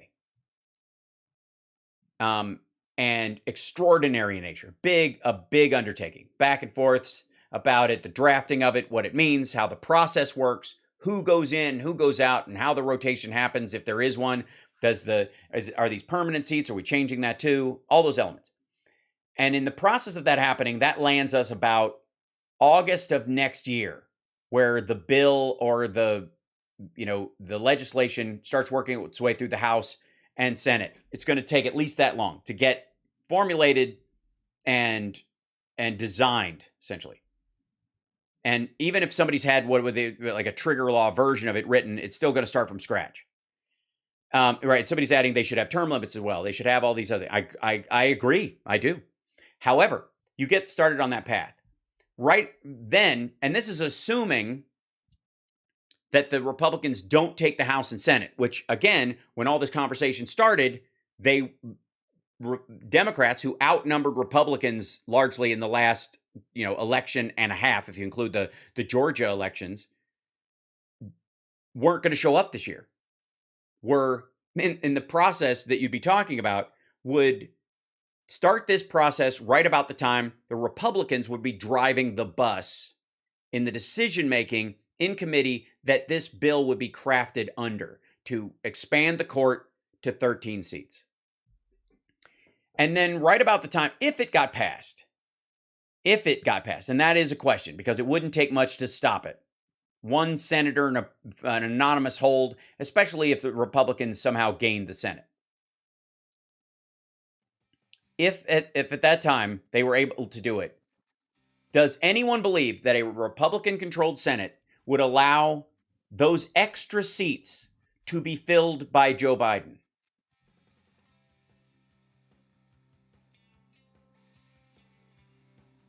Does anyone believe we wouldn't have 4 more Amy Coney Barretts?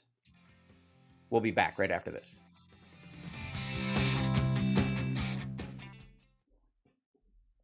I love philosophical exercises about the potentiality for things like this. But once you get into the deep reads of what the mechanics of it actually happening are, it's the reason I think it falls into frustration in people's minds is because it's absurd on its face.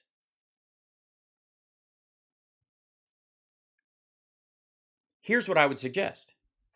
That if you want to expand the court, that Democrats talk about the expansion of the court per the circuits, saying we are going to every 4 years, or let's make it every 6 years, because that's how the Republicans wanted to cycle out. That every 5 years they wanted to sunset every social program so they could vote on it again. So every 6 years, or however long it was between the admission of a new circuit over time, over the last 50 years or whatever, we add a seat. And that person stays. And then Troy's just replace it with AI.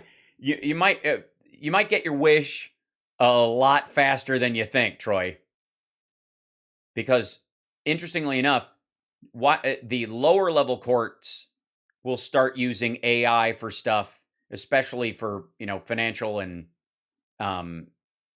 like material wills and other stuff like that, making the decision based on factors important to everyone involved. There'll be test cases of it, and then it'll take off. And then stuff will never get to the Supreme Court because it will all been asked and answered. Instead of the opinions being written by human beings and limited by the pages around them, there'll be terabytes of data. Expand the court and deflate the state. I don't know what deflate the state means. It wouldn't do it. It would just create a new state. The court would be the state. Can we make judges wear wigs again? I think that's a plus too. Agreed. Watching Stranger Things and found HAL on. There's a lot of parallels. Those kids are the same age as me in the story. Just saying.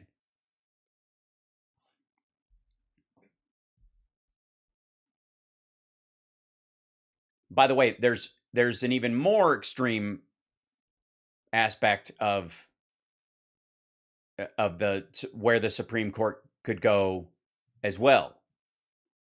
Because we use the idea that there should be one per circuit, for example, doesn't mean Republicans wouldn't decide to, and wouldn't decide to just front load it with 20 people who are youngins and guarantee, that they have a body the size of the third of the Senate. We expand the court. You think they're not going to if they ever get power again?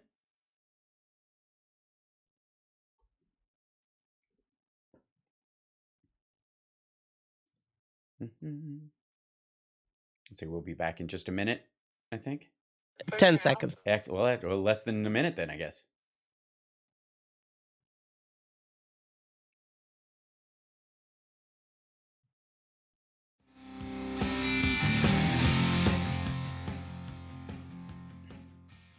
I have to read you guys something because I feel like in that discussion about the Supreme Court, that I may have bummed some people out.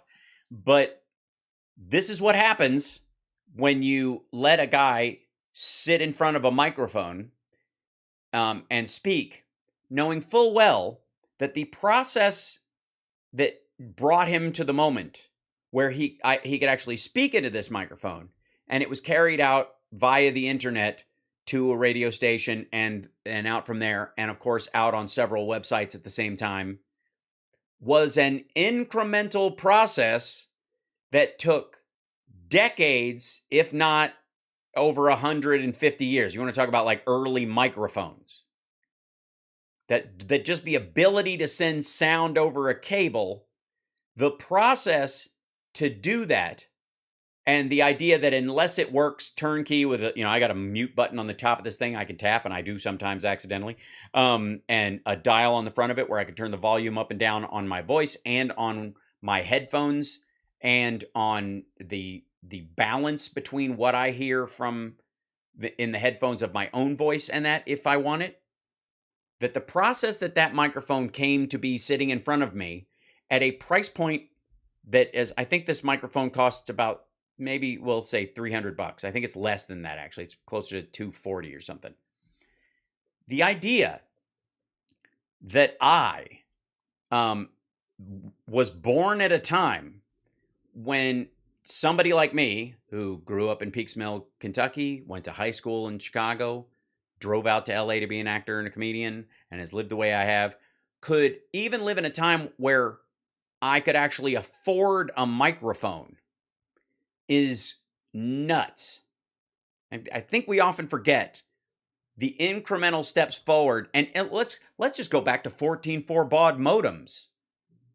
Imagine, if you will, people said, I don't want the internet until we have fiber optic. I don't want a telephone unless we have I have a cell phone with total coverage with satellite phone quality. You would see that person as a lunatic, because not only would they be kind of oddly puritanical in that idea, but they would also say they are willing to part with everything that happened in between. Every moment where a radio operator was able to tell some people that a storm was coming, or a war attack was coming on some people. Every time someone was able to say goodbye to someone that was passing away via telecommunication in a way that they never would have been able to only decades before. When people pass on progress in its increments, they also refuse to recognize the power of the previous increments, the value of those increments, and the hard work taken and to make those increments.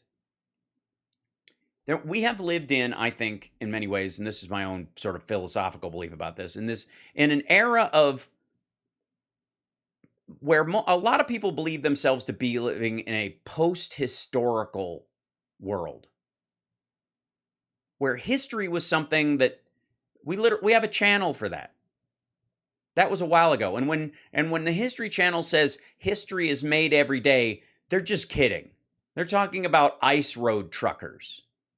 They're talking about reality shows it's a way of selling, their own version of Bravo programming. And yet we find ourselves right now genuinely at a pivot point in human history.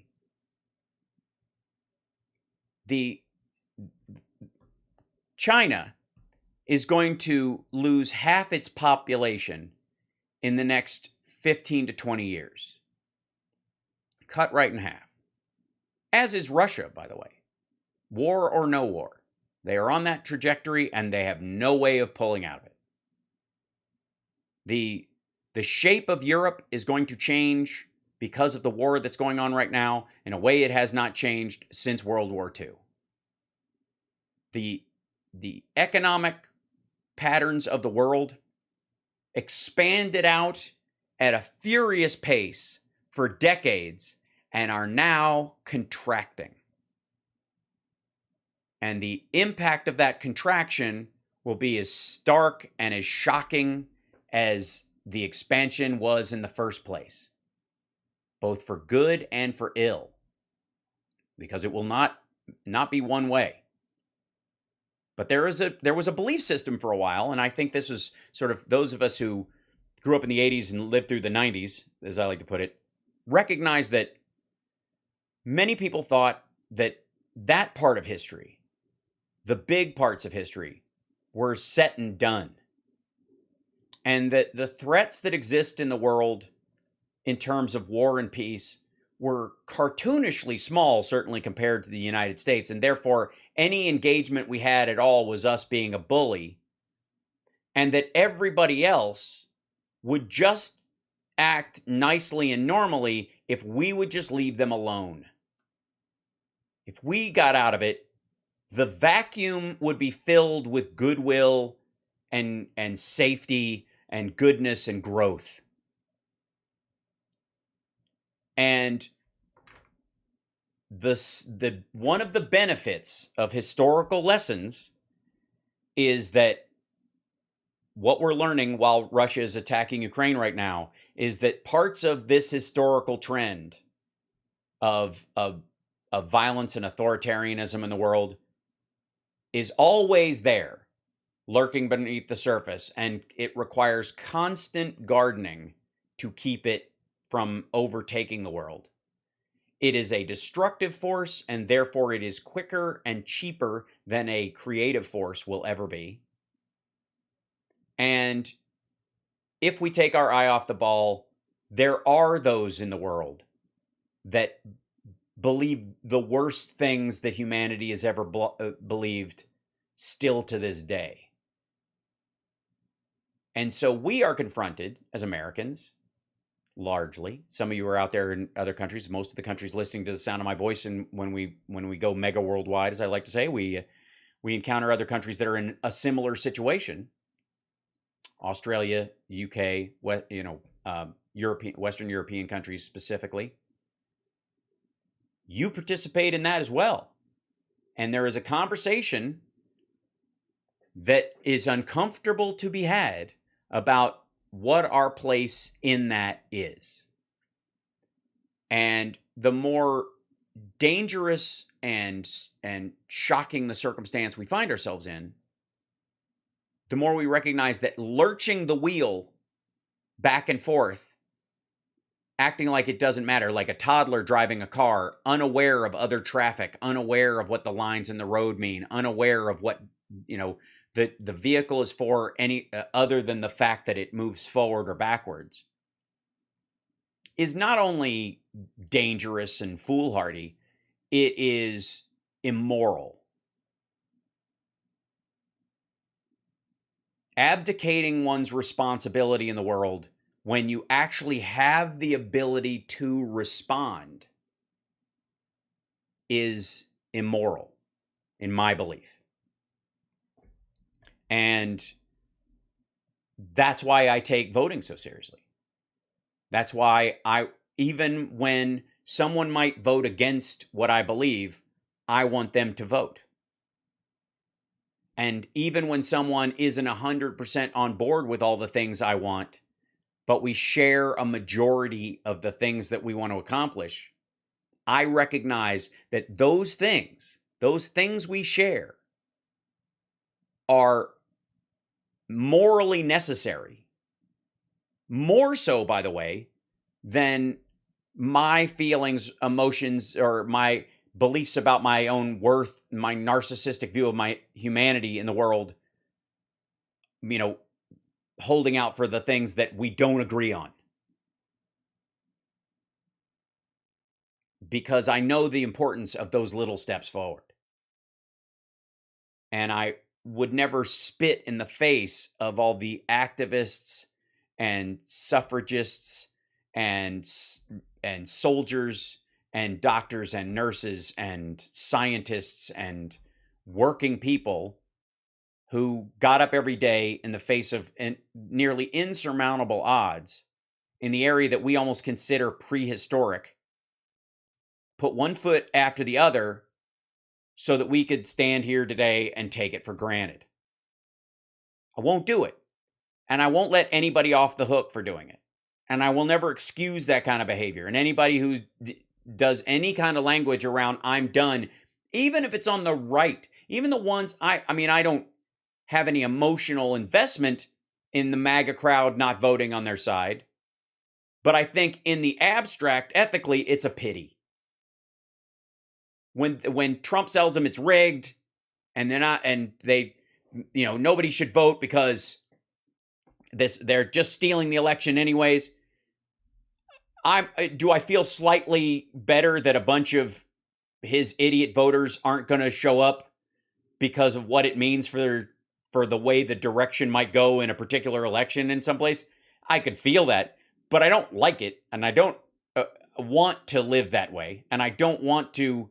It's certainly not something I appreciate or I wish would happen without it occurring. I don't ever go, man, I wish there was somebody that would come along who was a washed up second generation rich boy who cratered his family's business, turned it into a labeling company, had a short run stint in reality game show, and sexually assaulted his way all the way through a candidacy, becomes president so that he can be kicked out of office like he deserved to never get in the first place, just so that he can tell a bunch of people that I disagree with that their vote doesn't matter and they shouldn't show up. I would never wish that existed if it... I would never want that concocted on my behalf, because I believe in my ideas and I believe in a system of government that protects everybody, even if you disagree with me. Trump doesn't believe that at all. And that will benefit Democrats this fall. It will. That's how we're going to win. Ladies and gentlemen, I'll read you something after we come back from the break that will give you hope for the elections and maybe a twinge of sadness for anybody who allegedly thinks they still have a brain on the right side of the argument. We'll be back.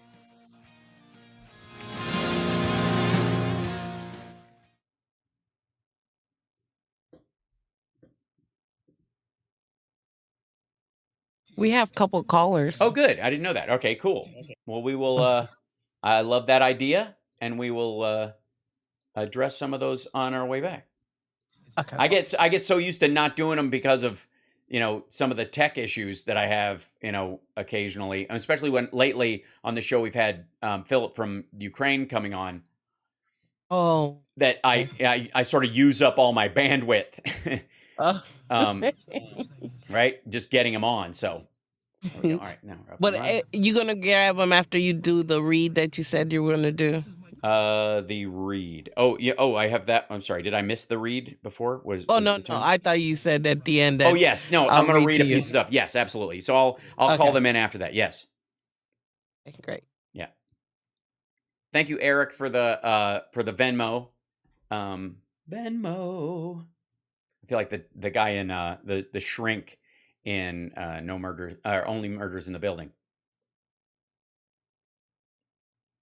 Oh, by the way, good Lord. I watched The Girl in the Picture last night. Documentary on Netflix. Holy shit. Has anybody else watched that?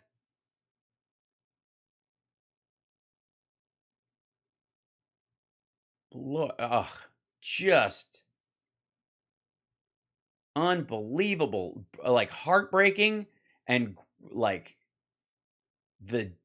it's great. It's really well put together, and it's got a lot of twists in it because you don't quite know who anybody is in it. That was one of the things. It's called The Girl in the Picture. Oof. It's basically that this girl was she was hit and run death on a road in Oklahoma in she was 20 in 1990. She was 20 years old. Coming back. Thank you. We'll talk later. Welcome back to the show. I'm Hal Sparks. So before I went to the break, and we've got some calls. So 773-763-9278 is our number. I've got to fill in for another little segment and another hour, so we can take some calls after the news as well. 773-763-9278. So Trump left Truth Social, or as Dinesh D'Souza calls it, Truth Social, or as Trump calls it, Troth Sensual. And he was on the board of this company, and then they got in financial problems. So he, of course, like the leader he is, like the power broker he is, like the fighter he is, he left the board. He just left. He just quit the board and took his kids off of it as well, so that they could avoid, I guess, stuff they did in the past. Whatever. Anyway, so yes. So on Trout Sensual, his website. Where basically he singularly has people, dialing in, I guess from other sites. There are no people on these sites that aren't on all the other sites. So it's not like he just pulled them and went, heck with you, Twitter.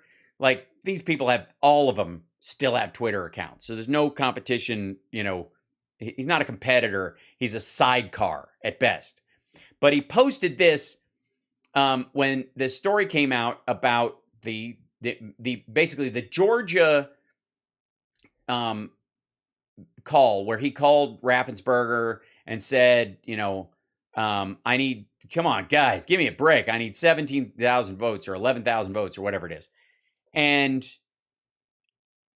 I've said this many times. He is running on this idea that he can beat the rap on this because he truly believes it was illegal. And a lot of other people, very smart people as well, have pointed out, I might add, that just because you think you really believed your wife was cheating on you, does not mean you get to kill her and her partner because you really thought you were cheated on. Still a crime. Still trying to pressure locals, like doing that specifically yourself, instead of filing a legal, like, again, nothing wrong with him filing an order in the courts in Georgia saying, we demand they show these votes that exist. We know they exist, and here's our proof. They just couldn't do it because it was crap. It's all nonsense. So he wrote this is the most recent one. Both, all caps, of my phone calls to Georgia were perfect, all caps. I had an absolute right to make them, and in fact, the story on the one call was given a retraction or apology by the Washington Post because they were given terribly false information about it, and when they heard the actual call, they realized that their story was wrong. Thank you to the Washington Post. I, as does anyone else, just look at the Democrats, had the absolute right to challenge the results of an election. This one, corrupt, rigged, and stolen. All of those are in caps. So it behooves us to understand that Trump not only believes that 2020 was corrupt, rigged, and stolen, as he clearly stated in all caps in his most recent Trump suckle, whatever it's called. He's allowed to type that. He's allowed to believe it. He's allowed to sell that idea. But he hasn't stopped with that. And he's certainly not going to stop perpetrating this message on his own voter base. Why would you go through the process to register or re-register or show up or go through an election if the Democrats are just going to rig it anyways? And why would they not rig it if they couldn't? Because you would if you could. So why even bother? That's the part that I don't recognize. I mean, I think I know a lot of Republicans in the party recognize this as a problem, but there is a horrifying issue for their voters. He is turning away their voters. Why would you bother? Is essentially his message. If you vote and you vote in this election, it means you trust elections. It means you don't trust your favorite president, Donald John Trump.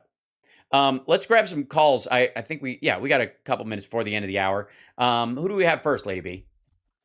We have Jim from Chicago. Excellent. Jim from Chicago. Hey, Jim. Yeah, Hi, Hal. How are you? I'm good. The Republican Party is the party of law and order. Yet they have the minor league criminal Nixon, Right. then the major league criminal Trump. Yep. So, as far as history is concerned, they've had the most criminally insane people leading their party in the history of America. Oh, The yeah. other thing I want to say is the 60s, I'm a product of the 60s. I was in the streets from 68 at the Democratic Convention to the Revolutionary Council Convention with 350,000 people in Washington, D.C. We were in the street constantly. I don't know if electronic media has dumbed people down to a point where they can't feel anything anymore. They have to be probed like a frog in a biology class to get up And move. fight for their Right. rights. Remember, Bill, the 60s was the most democratic decade in the history of the United States. Right. You've got everything there. You've got voting rights. You've got Medicare. You've got the war on poverty. You've got everything, gay rights, every kind of right you could possibly imagine. But we were in the streets constantly. Yeah. And I think that's the only result. We're gonna have to get back in the street and fight like hell because nothing else is gonna matter. Anyway, thank you. No, I appreciate that. That's exactly right. And like I said, you dismiss the victories that folks like Jim actually managed to help create because you take them for granted. After a while, certain rights and privileges, you just get used to them. And you don't think they're going to go away anytime soon. And the problem oftentimes is not that there aren't people that say, Roe v. Wade, for example, shouldn't have been codified and should be part of law over time. The problem was getting the people who would vote for it elected and in position where they could do that in such numbers and with such consistency that you could actually get it passed.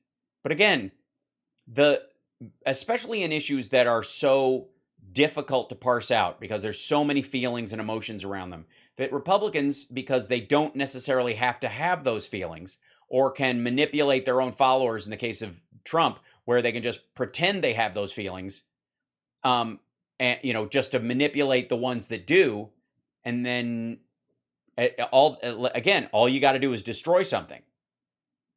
Finding themselves in that situation and letting somebody in charge who has said, this is not a matter of we're not talking about Bush v. Gore, we're not talking about Mitt Romney when he was running, we're not talking about McCain, Obama. When Trump was running, he said in an interview with Chris Matthews that there has to be a punishment for a woman if she gets an abortion. It wasn't the lesser of two evils scale spiked at that moment. It became an absurdity to even toy with the idea that it was 6 of one, half a dozen of another between Hillary Clinton and Donald Trump. And anybody who said that with a straight face was selling something. Most of them were on the media side of things where they knew they would benefit if some opposition voices, especially in modern internet media, online media, know that there is a business model, and Fox did it for years, where the side that makes the most money oftentimes is the opposition voice. It doesn't mean they represent the most people. It doesn't even mean that they are fighting back with something that they believe because the overwhelming pressure of those in office must be met with a pushback of equal magnitude, because that's frankly not true. There is no, the stories of Obama shoving things down the throats of America with the ACA were absurd and silly and goofy and often oddly sexual. And there was no need for that messaging. You could have had a conversation if you were talking about the ACA. How much more good stuff could you have against how much bad stuff can you eliminate? That's a conversation worth having. That's not the conversation that was being had. It was people trying to explain a bill that would solve an insurance issue in the United States and help people get covered, and a bunch of people yelling that this is the end of capitalism and the end of the United States, and it was being shoved down their throat. That's not a balanced conversation. That's not even both-sidering something. That's just absurdity.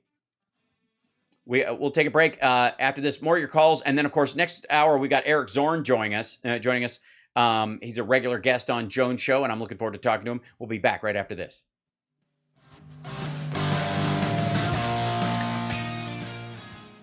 Mm-hmm.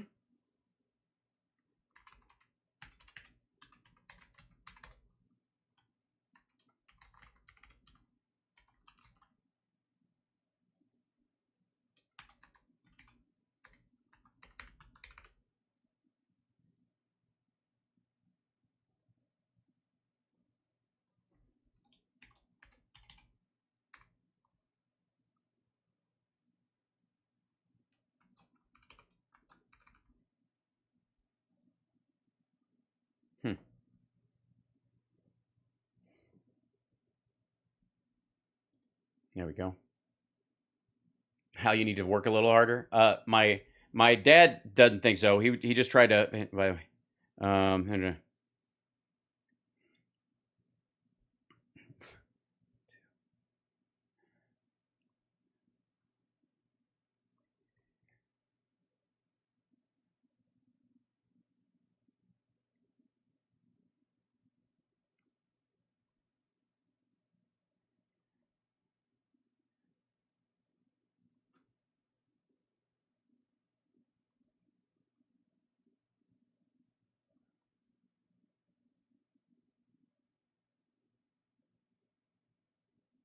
mm-hmm.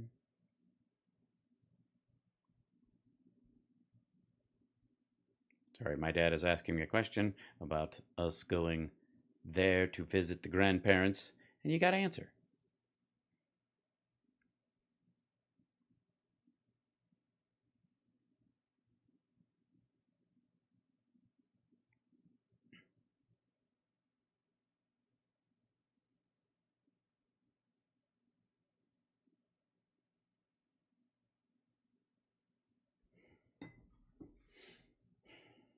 Ta-da! Okay, done.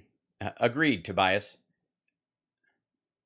Oh, thanks, Christopher. Well, thanks for just sub over here. It's good. I just will not participate in the hand wringing BS. I'm just not gonna do it.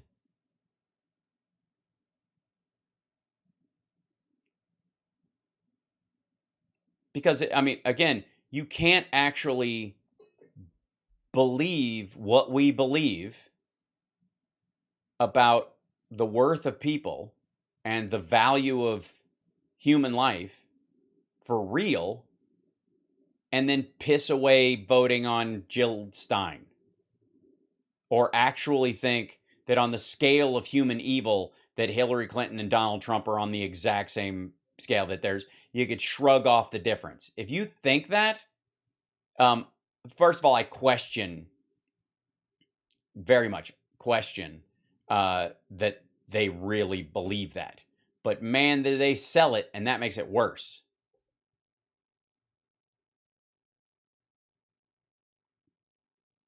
It's one thing to be dumb. It's another thing to like sell something you know to be a lie.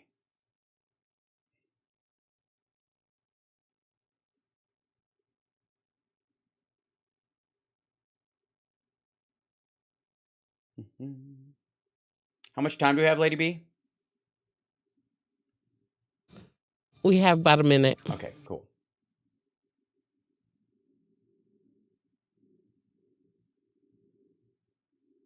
I'm looking something up.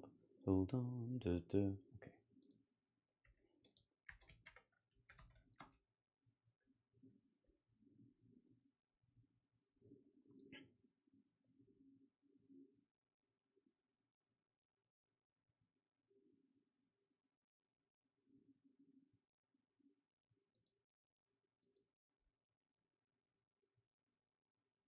Mm-hmm.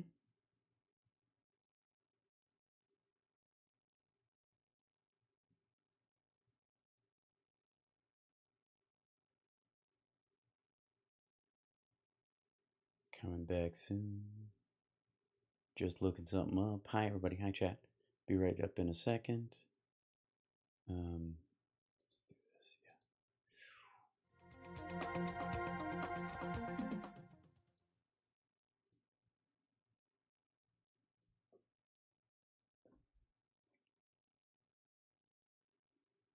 Yeah. 15 seconds. Okay.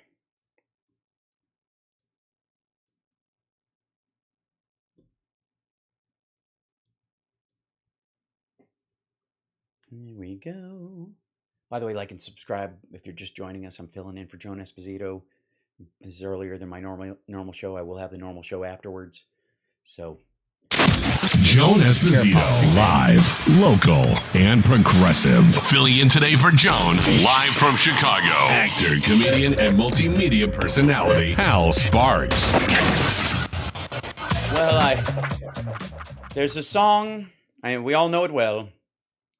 We've only just begun. I remember hearing my mom and my aunt play that in the car when it was on the radio, and the dulcet tones, the sweetness of the line, and yet when it comes out of sort of the mouth of someone like Vladimir Putin, it's a little concerning. He didn't actually sing the song, but his new statement is allegedly, or it might be him. It might be the Putin bot 5000. We at this point we assume he's animatronic. We've only just got started. Putin says about his war. He said the war has just begun in Ukraine. Yeah, that's for the idea that that the Chechen leader yesterday, who was on tape saying that this is actually a jihad and that they are fighting for Islam more than they are for Russia, and next stop Berlin. All it will take is Putin not to stop them. Not that they need his order, but that all they've got to do is all he has to do is not say anything, not stop them from going on a murderous rampage across Europe. In a meeting with parliamentary leaders, Putin claimed Western support for Ukraine would only prolong the war. Putin, who launched the war in February, has taken. And by the way, this is you're not taking crazy pills. Yes, that is precisely the talking point of Marjorie Taylor Greene, Jimmy Dore, and the Young Turks. It's very weird, strange bedfellows indeed. Putin, who launched the war in February and has taken maximalist positions for any peace deal, said the West wants to fight us until the last Ukrainian because it wants to weaken Russia and to enforce its version of the global order.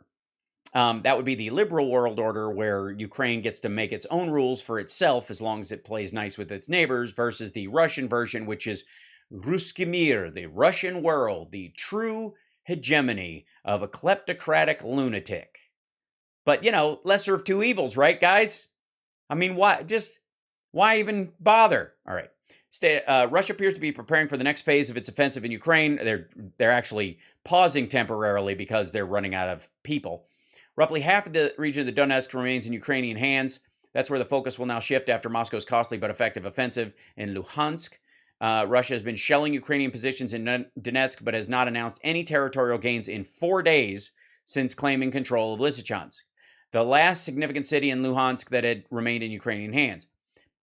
That would signal an operational pause as Russia's depleted forces prepare for the next phase. Both sides have taken heavy losses in the Donbass, but Russia has had the advantage in manpower, and in particular in artillery. Military analysts expect that balance to shift over time as Kiev trains additional forces and integrates NATO-caliber weaponry. The difference is that right now, as of a few days ago, there's only 4 HIMARS operating in the country, and there are somewhere in the order of 20 on their way. Moscow has declared its intention to, quote, liberate all of the Donbass region, much of which is now utterly destroyed. It is certainly liberated from living things. However, Nikolai Patrushev, the head of Russia's Security Council this week, reiterated Moscow's initial broader objective to, quote, demilitarize all of Ukraine. The Biden administration does not believe Putin's ambitions are confined to the Donbass. Why would you think that? I mean, it's not like they're saying they are. All right. We are We are hearing that they want to defeat us on the battlefield. Putin said Thursday, let them try. Meanwhile, Ukraine has seen some success in its effort to retake parts of the southern oblast of Kherson, which could become another major front as the war drags on. Ukraine elected to abandon the cities of Severodonetsk and Lysychansk rather than wage the sort of prolonged defense seen in Mariupol, apparently seeking to delay and degrade Russia's forces without risking catastrophic losses. Nothing comes out of those cities that they need right now, is the point. Zelensky said on Wednesday that Kiev was finally benefiting from the weaponry and ammunition sent by Western partners. It's just starting. HIMARS rockets launchers sent by the U.S. have allowed Ukraine to strike ammunition depots and command and control centers behind Russian lines. Ukraine also reclaimed the symbolically and strategically important Snake Island with the help of Western weaponry. What to watch? The pace at which the new weaponry and troops are integrated into the fight will be key to Ukraine's efforts to stem its territorial losses and potentially launch a counteroffensive later this summer. That's this from Axios is reporting. On the other side, Russia has not imposed mass conscription, but has reportedly been offering higher than normal pay packages for contract soldiers to fill its own ranks, following more of what they would consider as an entirely mercenary-like force, likened to the Wagner Group, which I would like to remind everyone is pronounced Wagner Group, not Wagner Group. Robert Wagner is not to, nobody downplays heart to heart in my presence. It's not the Wagner Group, it's the Wagner Group, named after Hitler's favorite composer. This is not it's not an accident. They are the Wagner Group. Say Wagner, mean Wagner. Maybe they're just trying not to upset the Germans, but there you go. The U.S. has announced $820 million in Ukraine aid, including air missile systems. These defensive missiles, some of them have already arrived via the Lend-Lease program, and have apparently the Ukrainians have had they shot down 5 out of 6 missiles that were fired into the country the first time they were set up. That's pretty good. So America has also blocked $1 billion in a Delaware trust tied to a Russian oligarch. At least 10,000 civilians have been injured or killed since Russia invaded Ukraine. And this will be an ongoing thing. And of course, the return of Snake Island, which the Russians said that they gave back to the Ukrainians as a sign of goodwill, as a peace offering, meaning they didn't want it and couldn't keep it anymore because Americans had sent in weapons that could reach Snake Island, and they were tired of getting their stuff bombed. Not so tired that, by the way, they couldn't, after they did this goodwill gesture, by leaving Snake Island, they bombed the island with phosphorus so that it would destroy the gear that was left behind, so that the Ukrainians couldn't embarrass them by putting it on a tugboat, I suppose, and taking it to Odessa. Yeah, that's right, phosphorus. Yeah, that stuff. Super nice. So this is, this is something we will keep an eye on my Saturday show. We have a friend of ours, Philip Ittner, who is in Ukraine, who has been giving us reports from there. He's been in Odessa, Lviv, and Kiev during his time there. He's coming back to the States for a couple of weeks. And so either he will hand off his duties to somebody else there, or we'll just get to talk to him in person, which would be lovely. Let's take another call if we can before we get to the break, Lady B. Yes, we have William from Toronto. Oh, right on. Hey, William from Toronto, welcome. Hey, I lived at Church in Dundas while you were filming, and while I appreciate the outcome, driving around the road closures was a pain. I'm sorry. Right. Yes, I blame myself. I wanted to talk. That's all right. That's all right. I wanted to. I was going to ask you about one of the change the direction on the trans rights issues, but I did. But your comment about the choose less evil, one of the SPARKSisms I love the most. When you have basically a binary choice set like you do in the U.S., that makes sense. Always choose less evil.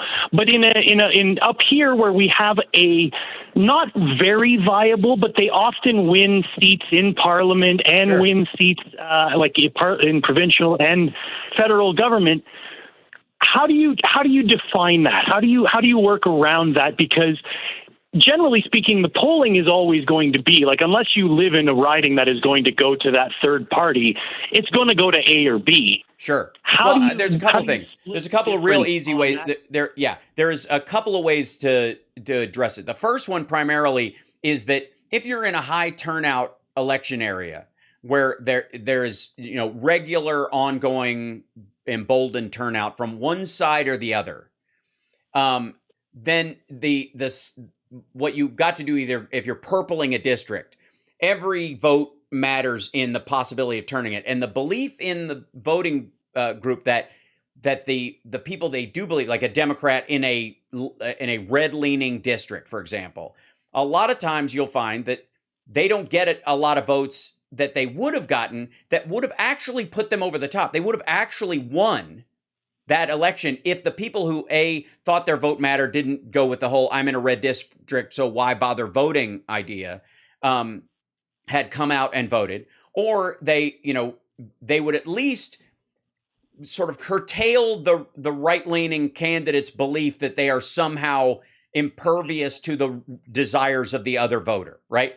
Right now, when you talk about a derivative third parties, oftentimes that tactic, they've got to listen to us thing, is actually directed more towards liberals, at least in this country. That the conversation about holding a politician's feet to the fire happens largely as an internal struggle in democratic circles. So I don't know if it's different up in Canada. When you're talking about a parliamentary seat, or you have tiered voting to some degree, or runoffs where the rules are that if it's a few people, and then whoever the two people are, they end up having a runoff to see if they can get that part. Like, vote your heart for the broader thing. But when you get down to that zone of, where it's a practical choice, it's two people in your own party running against, and you've got to pick one of those people who's going to run against somebody in a district that isn't wholly yours, that doesn't normally lean your way. It's got a noisy activist base, but it doesn't actually get anybody elected very often. If you're going to get someone elected with your belief system, they aren't going to be the true believer. And so that's when you have to make that's when that decision becomes most important. That's the problem we had with Sanders in the States, because with all the wailing and gnashing of teeth about the establishment and whatever, nationwide, Bernie has a 30% ceiling with the electorate. And the only time in the primaries where he bubbles up past that is when you've got people crossing party lines because they think it will undermine it, because they think the national voter won't vote for a socialist and that kind of stuff. So you see a little, rat sexuality, as it were. Again, it's fall in love and fall in line is where we go. And in those situations, I mean, you're not talking about somebody who's the other party in this circumstance. You're talking about two people of the same ilk, I guess, that you're choosing between in a parliamentary.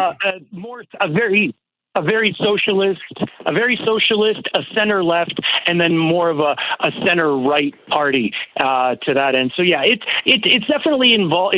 I think it definitely requires a lot more attention paid to the way the winds are shifting. Right. And it'll water it down though. And here's what I would say.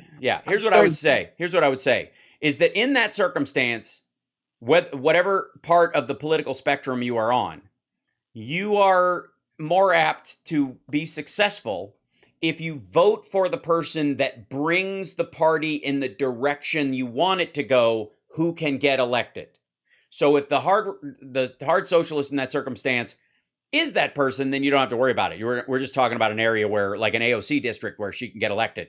But if you're talking about an area where you're competing with other voters and there's an existence of a functioning other side that you're working against, most of the voters, if they do come over to your side, or if they're on the independents in the middle, they're wishy-washy about it, they're not going to go for the hard socialist. But making sure it's the person who's that sort of center-left person, it guides the party and the populace towards the direction you want them to go, so that ultimately they'll be comfortable and understanding of what their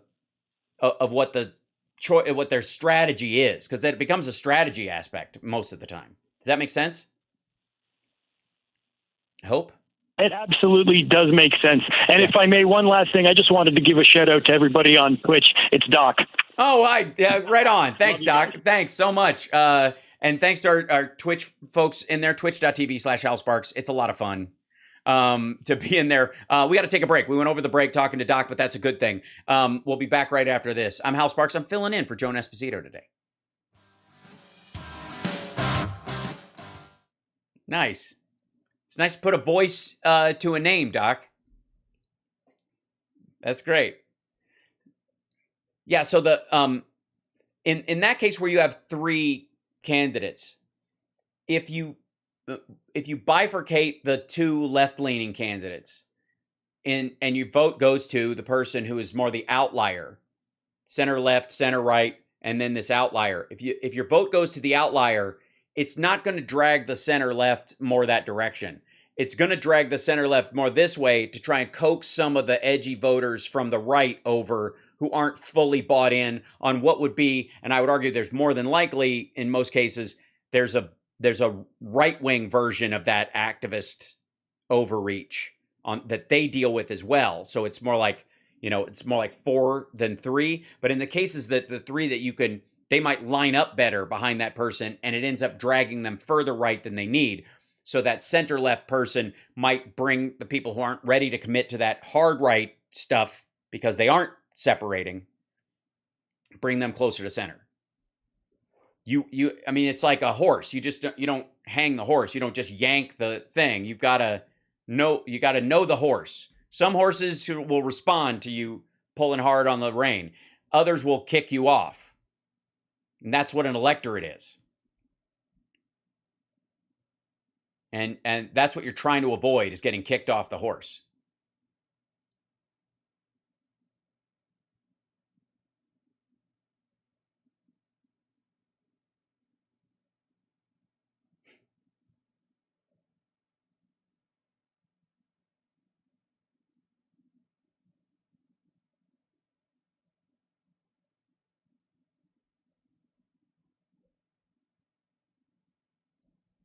Mm-hmm.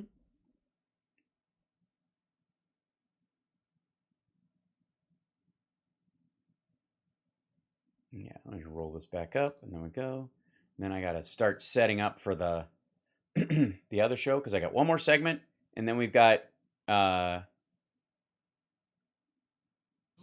15 seconds. Yeah, thank you.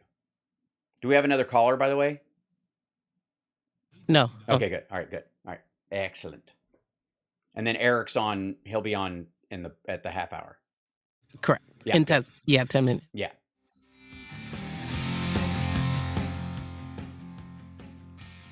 Welcome back to the show. I'm Hal Sparks. I'm filling in for Joan Esposito today because she's on vacation and I don't take one.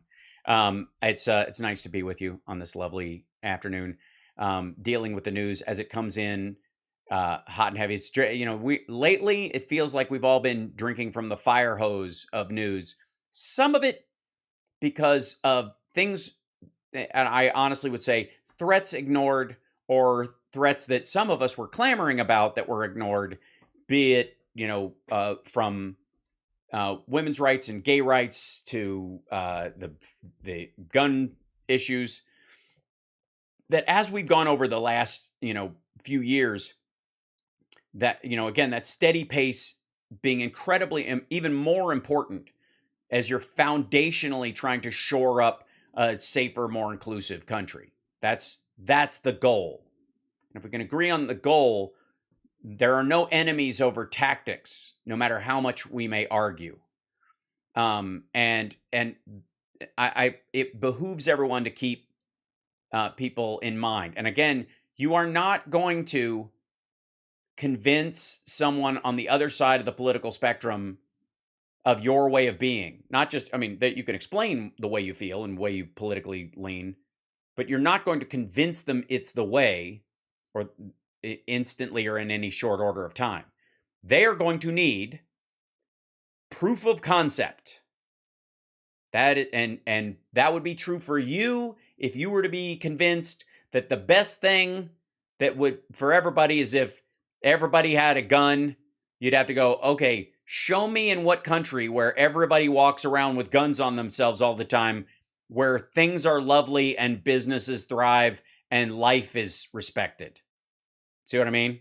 You would want, show me where that's been pulled off. Show me in the Wild West where the great medical, technological, and industrial advances were made while everybody was carrying 6-shooters and rifles everywhere, and fights could pop off at any time. Didn't happen. That's right. We've had it. We've done that. And by the way, this goes for most structural elements of our society. I think when you talk about like conservatives being traditionalists to some degree, because they're holding on to the system that while it may not work really well for everybody, it worked really well for some people, and it works kind of good for the rest of people. And that's what they kind of believe is their only option. And taking it away somehow means that you don't care about the good that it has done and all those kind of things. So similar to the argument I would make about the incremental steps that brought us Medicare, Medicaid, S-chip, all the way up to the ACA, and the ability for our country, say what you will, to produce the top 3 vaccines against COVID in the shortest amount of time that were effective and safe and functional. It really were, you could transmit them, you could transport them, you could get them into arms, and they helped. There's not an uninterrupted line between that and frontier medicine from a long time ago, where people were having to dig bullets out of people using a rusty spoon and going, you know what, I could probably come up with better utensils and a better system for healing people around here if you guys would just put the guns down for a little while. Like, we've been through this.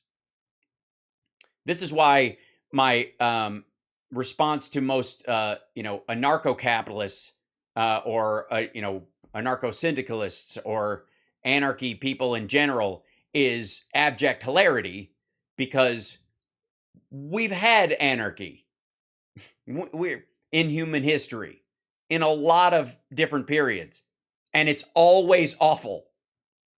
And as over time, people have had to manage the best they can to try and come up with a system that balances liberty and responsibility.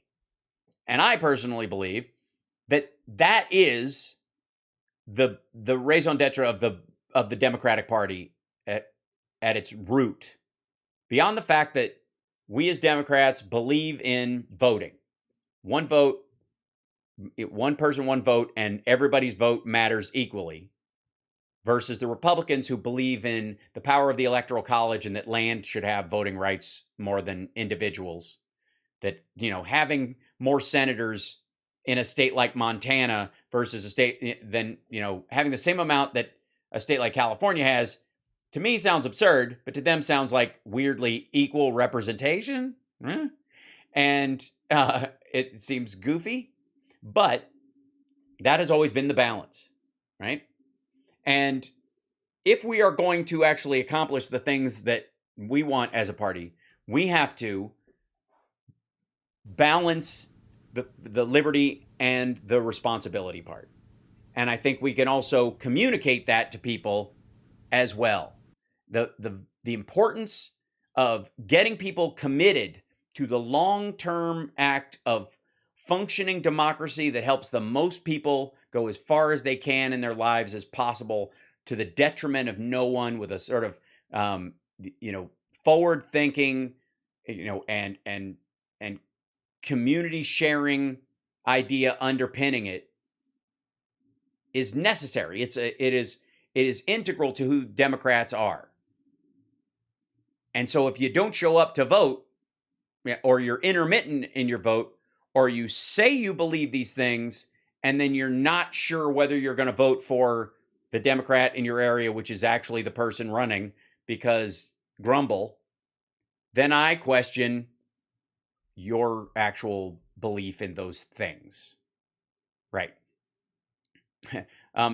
Julie in our chat says 120 guns for each 100 citizens. That is the current stat in the United States. Yes, and that includes men, women, children, the elderly, people in catatonic states, newborns, in preemies,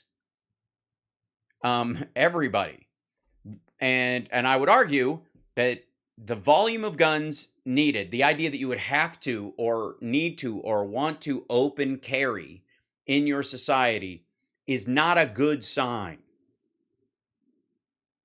And again, I'm probably one of the least anti-gun in the abstract people on this side of the argument, because I will make the case that a gun, at its best, is a necessary evil.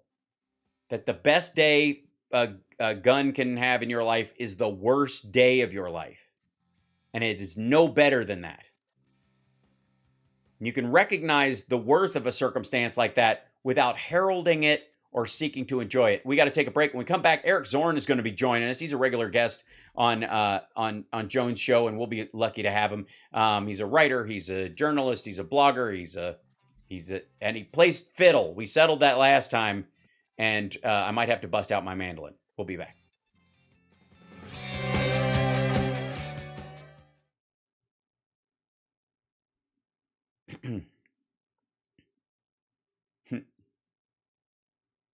Oh, hell, blue. Okay, Eric, are you there? I hear noise from Eric, but I do not hear his voice. So I don't know if he stepped away. Eric, are you there? Eric, can you hear me?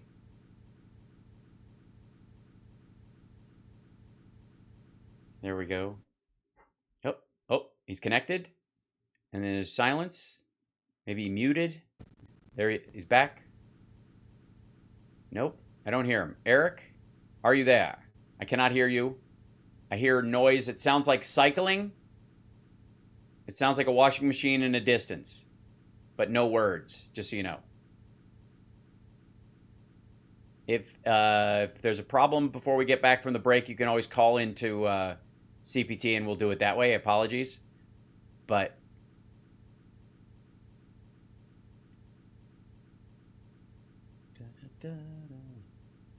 you guys hear that too? Oh, he left. So I think, he's coming back. Reconnecting. There he is. Hello. Hey, there you go.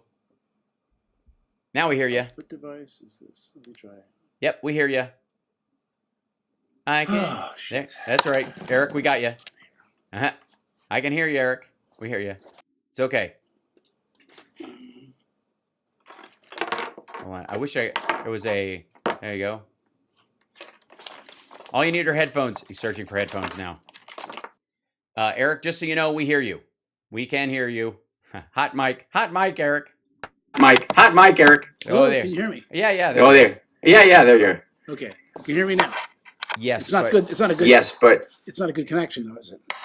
Let me try it. You can hear me. You sound great. But I'm getting an echo. Is that right? I'm trying to get the microphone plugged in here. So you got it. Better. You got it. Okay. Let's try that. Okay. Still hear myself? I can hear you. Sound preferences. Input. Samsung mic. Okay, how's this? Any better? You sound great. But I hear me back. Okay, I'm gonna put yes, but I'm gonna get my headphones. Headphones. I'm gonna get my earpods going. Hang on. So this microphone is not working. Okay, good. It's working great. I'm just muting you temporarily because I can looping back to me. And,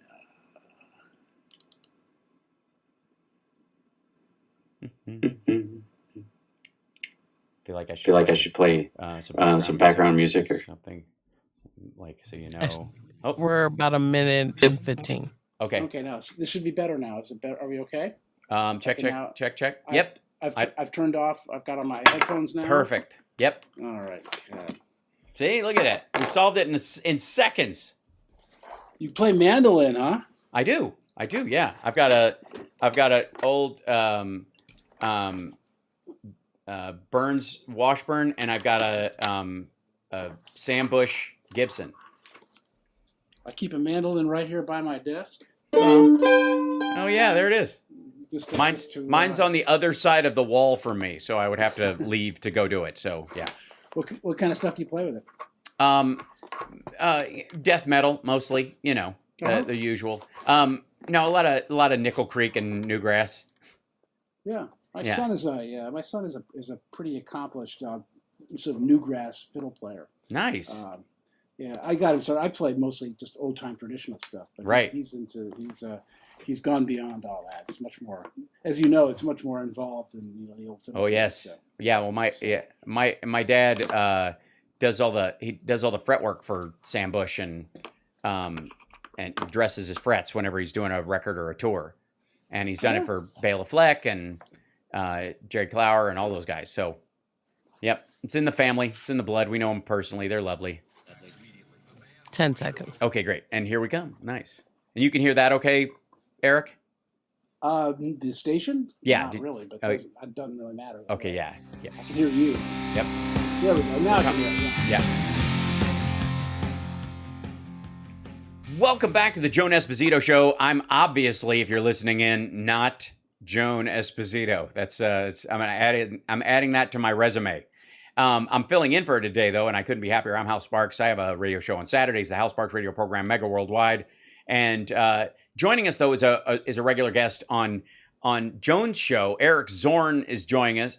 He's from the Picayune Sentinel, and he's got his own website, ericzorn.com, if you want to check out his regular posts as well.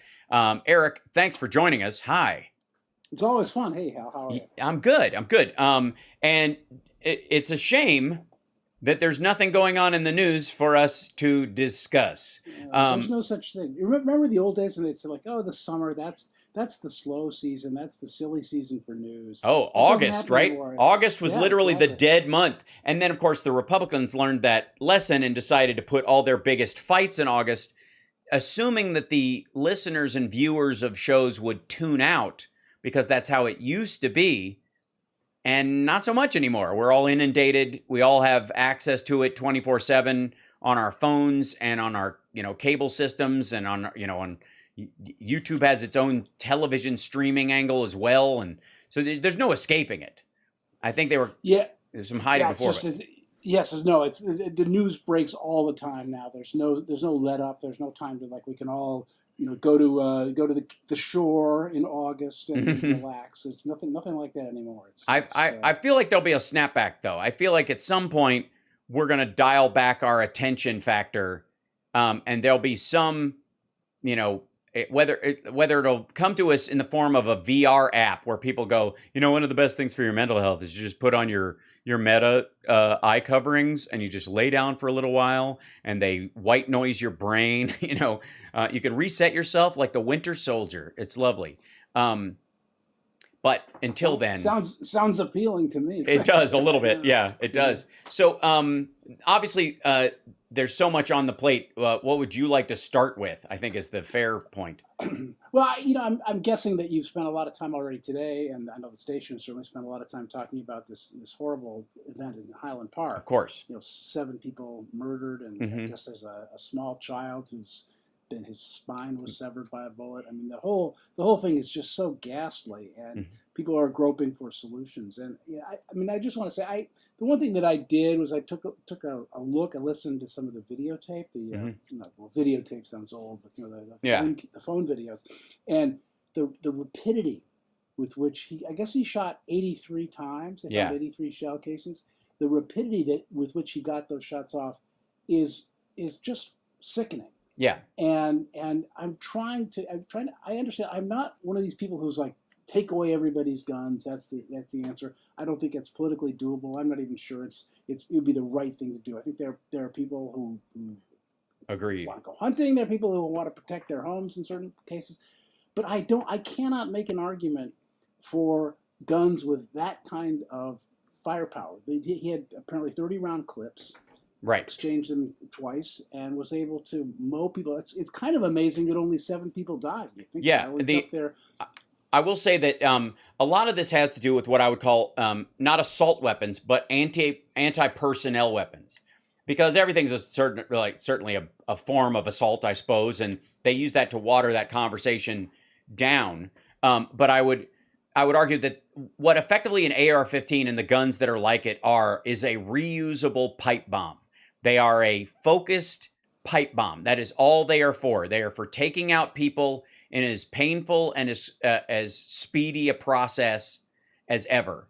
And so when it comes to those kind of guns in proper society and the extended magazines and those kind of things, and the idea that the defense these folks give, and I'm sure you've heard it many, many times about why these things are needed, besides feral hogs, of which there are none in Illinois.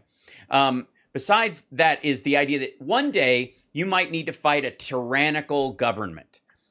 And largely, I don't know why, they seem to believe that it's your own. That it's your own tyrannical government and not that a well-regulated militia being necessary to a free state, the right to keep and bear arms shall not be infringed, meaning that if the Brits show up again, or the Canadians decide they like the cut of our jib and they're coming across the border, we should be able to fight back. Or the Chinese or the Russians in reality, I guess, in many ways. See, I don't think it's that at all anymore. I think what it is it is about civil combat, civil battles. There's this ad. Have you seen this ad from the Arizona Republican congressional candidate Jerome Davison, where he's talking about how to take out angry Democrats in Clan hoods, a dozen angry Democrats, and the implication is that what they're talking about is not doing battle with rogue Canadians or Mexicans crossing the border. It is Americans fighting Americans. Right. Well, that's what exactly. These bitter partisan, and there's no other reason to have it. Why else would you have this kind of gun? These guns are awful. They are no match whatsoever for the U.S. military. No, Exactly. They're a great match for Antifa or the Democrats in the Ku Klux Klan. How many there might be. Precisely. That's what I'm talking about. Is that a lot of these folks, when you're talking about how they they address this, it's more about shooting their fellow Americans. That and it gets increasingly unhinged and ratcheted up, and apparently more necessary in their mind the more somebody like this pulls off something like this, because that person's actions aren't the problem. That person's creating the problem that causes them to need the gun in the first place, because they're going to use this as a predicate to come take my guns away, and I've got to prepare for the great disarming that's coming, which never comes. And the odd part is that it will make them even buck against even the stuff that just passed recently, that's just limiting, the mentally ill or the, quite frankly, underage people from having these kind of guns. And I believe that, Obama was talking about how the gun rights people and gun activists on the other side are talking past each other a lot of times. They're talking past because out in the woods, they got feral hogs, and it might be a problem, and they need those for that. Whereas people in the city don't necessarily want somebody who can't hit what they're shooting at in the apartment next door to have more than 6 or 9 shots, plus they can call the cops. It is, there's a conversation to be had there. This is above and beyond that, though. The idea that you would need a Call of Duty style weapon just for machismo, or bragging rights, or as a toy, and by the way, these are never the guns that are used. Even when you have a good guy with a gun versus a bad guy with a gun moment, and they do rarely happen, where somebody protects themselves with a gun, it's always a handgun. It's never one of these things. And anybody who fights off a group of people with one of these things is themselves the problem. They're usually human traffickers or gun runners themselves, or they're mass murderers on the run. It's never that this guy was fighting for his homestead and had a Waco moment or a Ruby Ridge moment with one of these things. It's never that.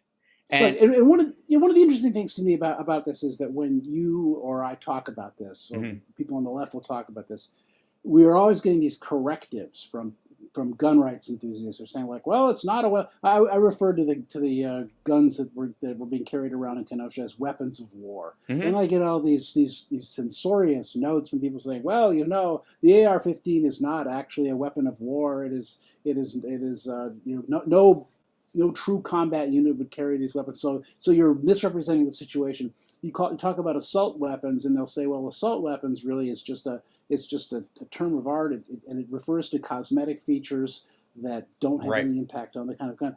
So I think that what we need to do is we need to focus on the size of the magazines that are allowed, the rate of fire that's allowed, and the caliber of the bullets that are fired.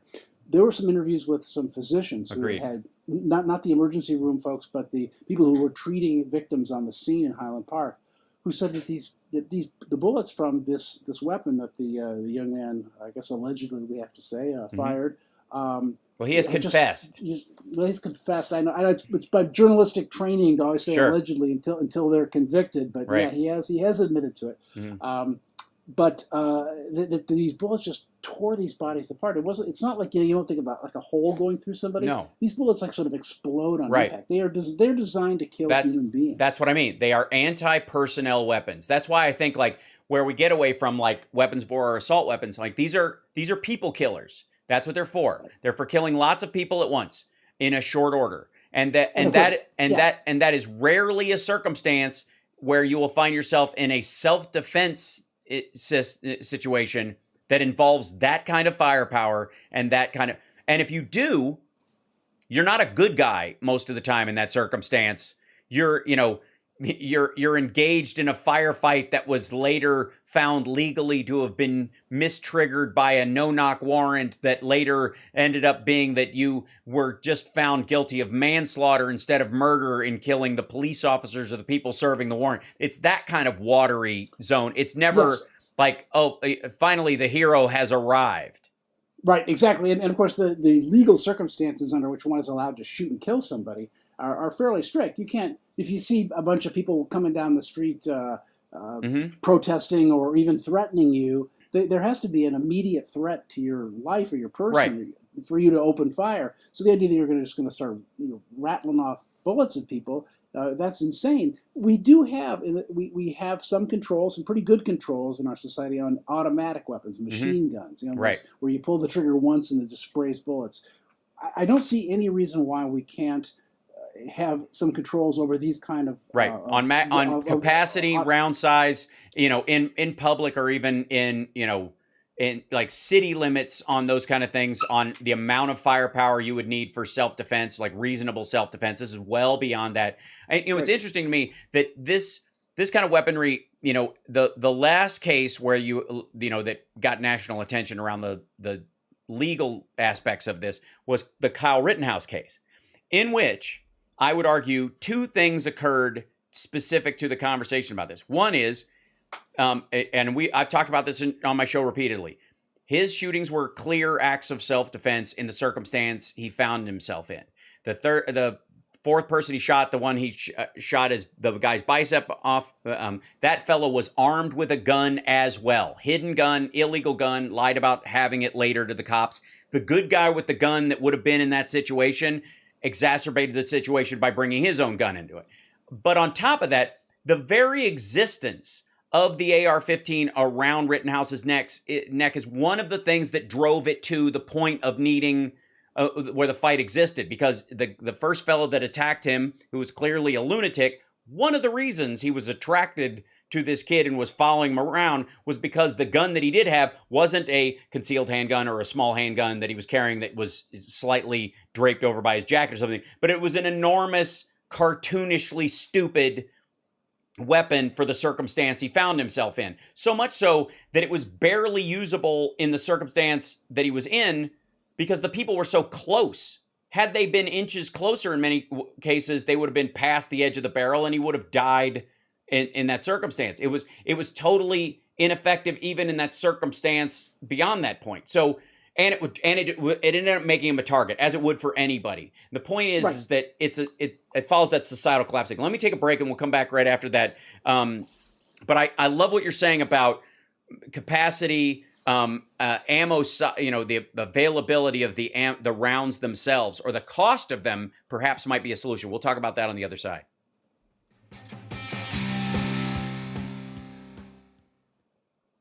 Yeah. Everybody's saying, like, I love when they're like, like swords or arms. Like, okay, yeah, I've never known of anybody that has been killed by a stray butcher knife that traveled a block and a half, went through a window, through a bowl of cornflakes, and into somebody's chest.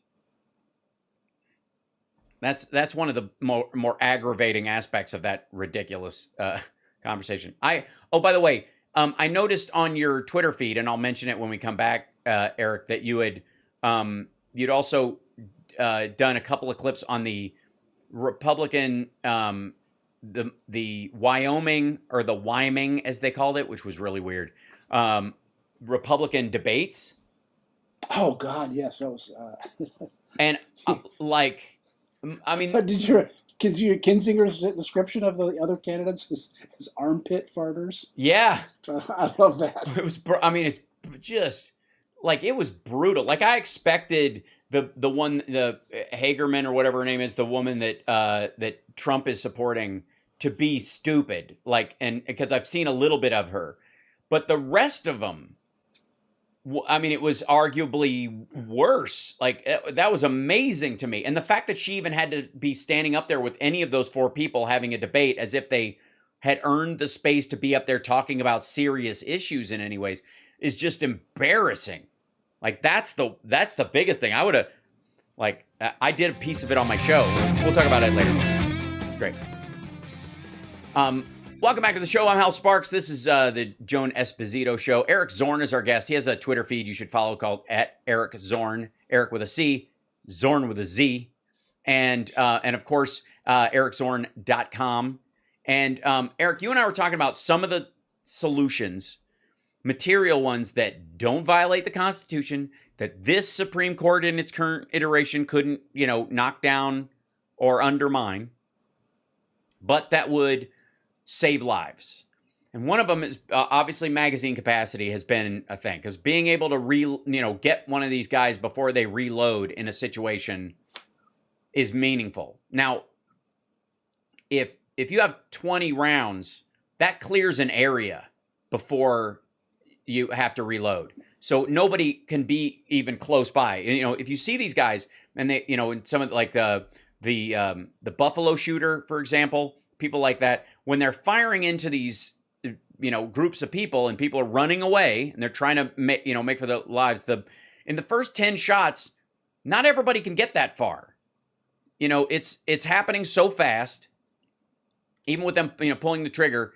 If they had at that moment, there would still be people within 20 steps of that person if they had to change their magazine every 10 rounds. But they don't.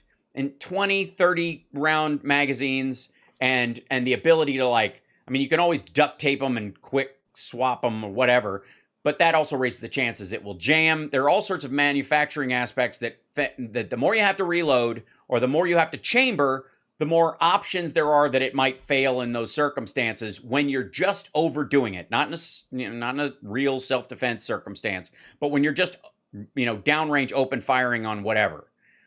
And that in and of itself has to be something that I think we can address as far as what you really believe as, because you might be able to have all the arms you want according to the Supreme Court, but that doesn't mean you can buy all the bullets. Well, I would be really in favor of having some limits on the number of weapons that people can own, as well as the the caliber and the firepower and all that. In large part because I think there's really no need for anyone to have more than a few guns, right? Mm-hmm. If you want for hunting, for self-defense, to protect your property, whatever. But you have these people who are able to go and buy dozens and dozens of guns, and that contributes to this flow of illegal guns.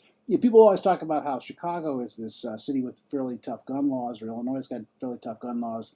It's not really so true anymore, but it doesn't really even matter because Indiana has very lax gun laws. Right. Indiana is just a few There's no miles away, checkpoints just over the border. Right. We don't have checkpoints that stop guns. Even if we did have checkpoints, you legally couldn't stop people from having it if they're just transiting the state or whatever. Like, it's just an absurdity. I will say that the limitations on the number that people can buy, I think one of the ways you can do it is you can have them, but you've got to have a collector's license or a stockpiler's license or something that says you're just below a dealer in how much you can have on site. We do that with chemicals. We do that with pets. My girlfriend and I foster cats and kittens and help them find homes and that kind of stuff. And we have a few foster fails. Once we got the fifth one, Vegas has a rule that if you have more than 4 cats, they got to give you like a feline, coutier or whatever file. Like, you have to file that you're going to have more than 5 cats, or that you're going to have 5 cats. And they come over and check the place out. They make sure that you don't have 4 cats living in filth and you're about to add a 5th. Like, they do that. If you buy a gun, you don't have to. If I want 5 AR-15s, nobody comes over and goes, all right, dude, 4 we get.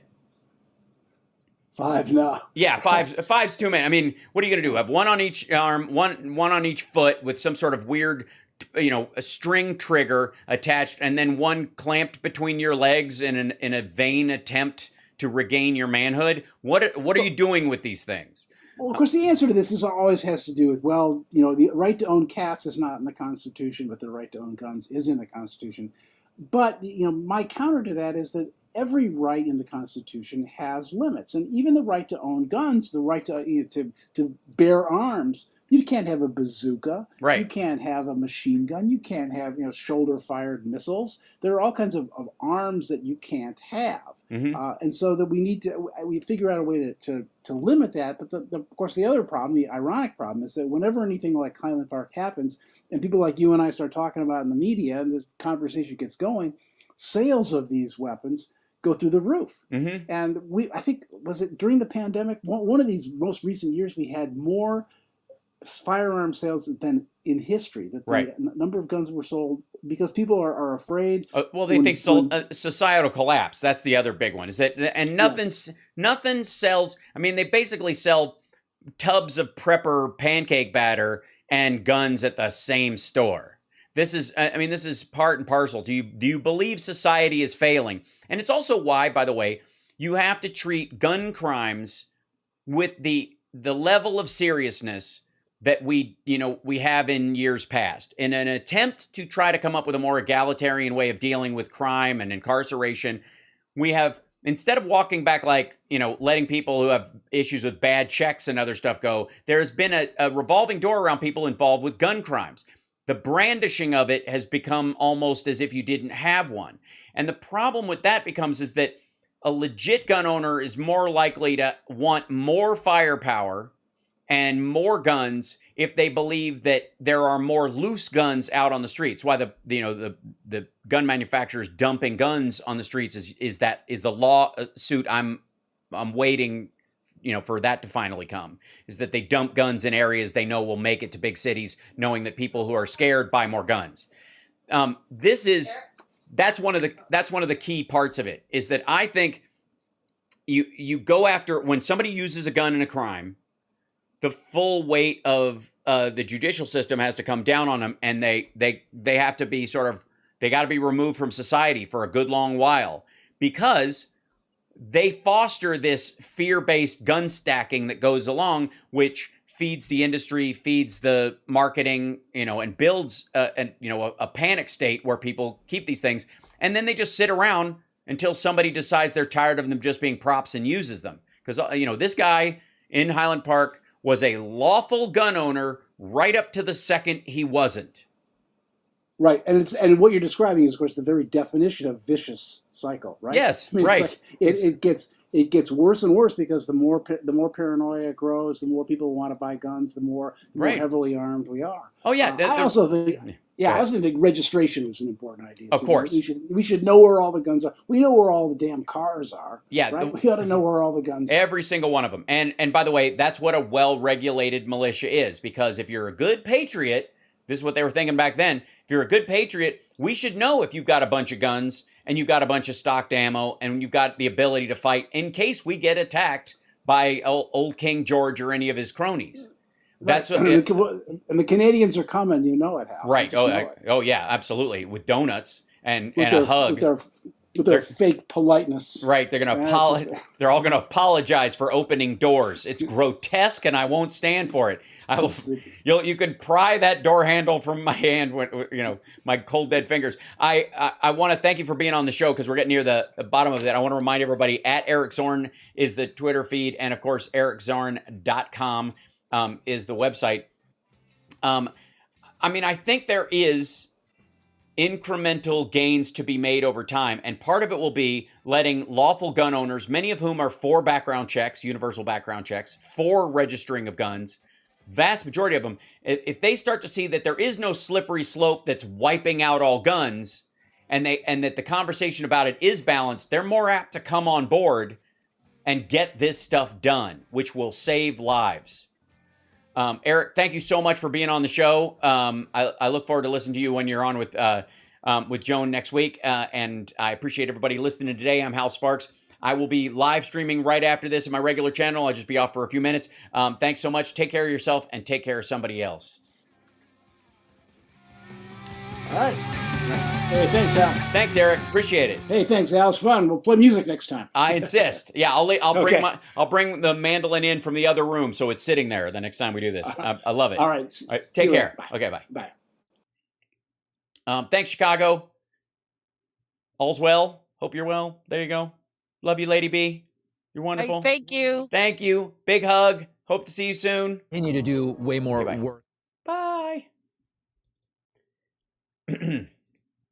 Okay, and that, ladies and gentlemen, as they say, is that. I'm going to shut down for a minute, rename the show, pop back on, new show. I'll be back in a few minutes, and we'll start right after this. Okay, for those of you that are just joining and all that stuff. I've got work to do, so I'm going to do my regular show too. All right, so quick ending, and then I'll be right back.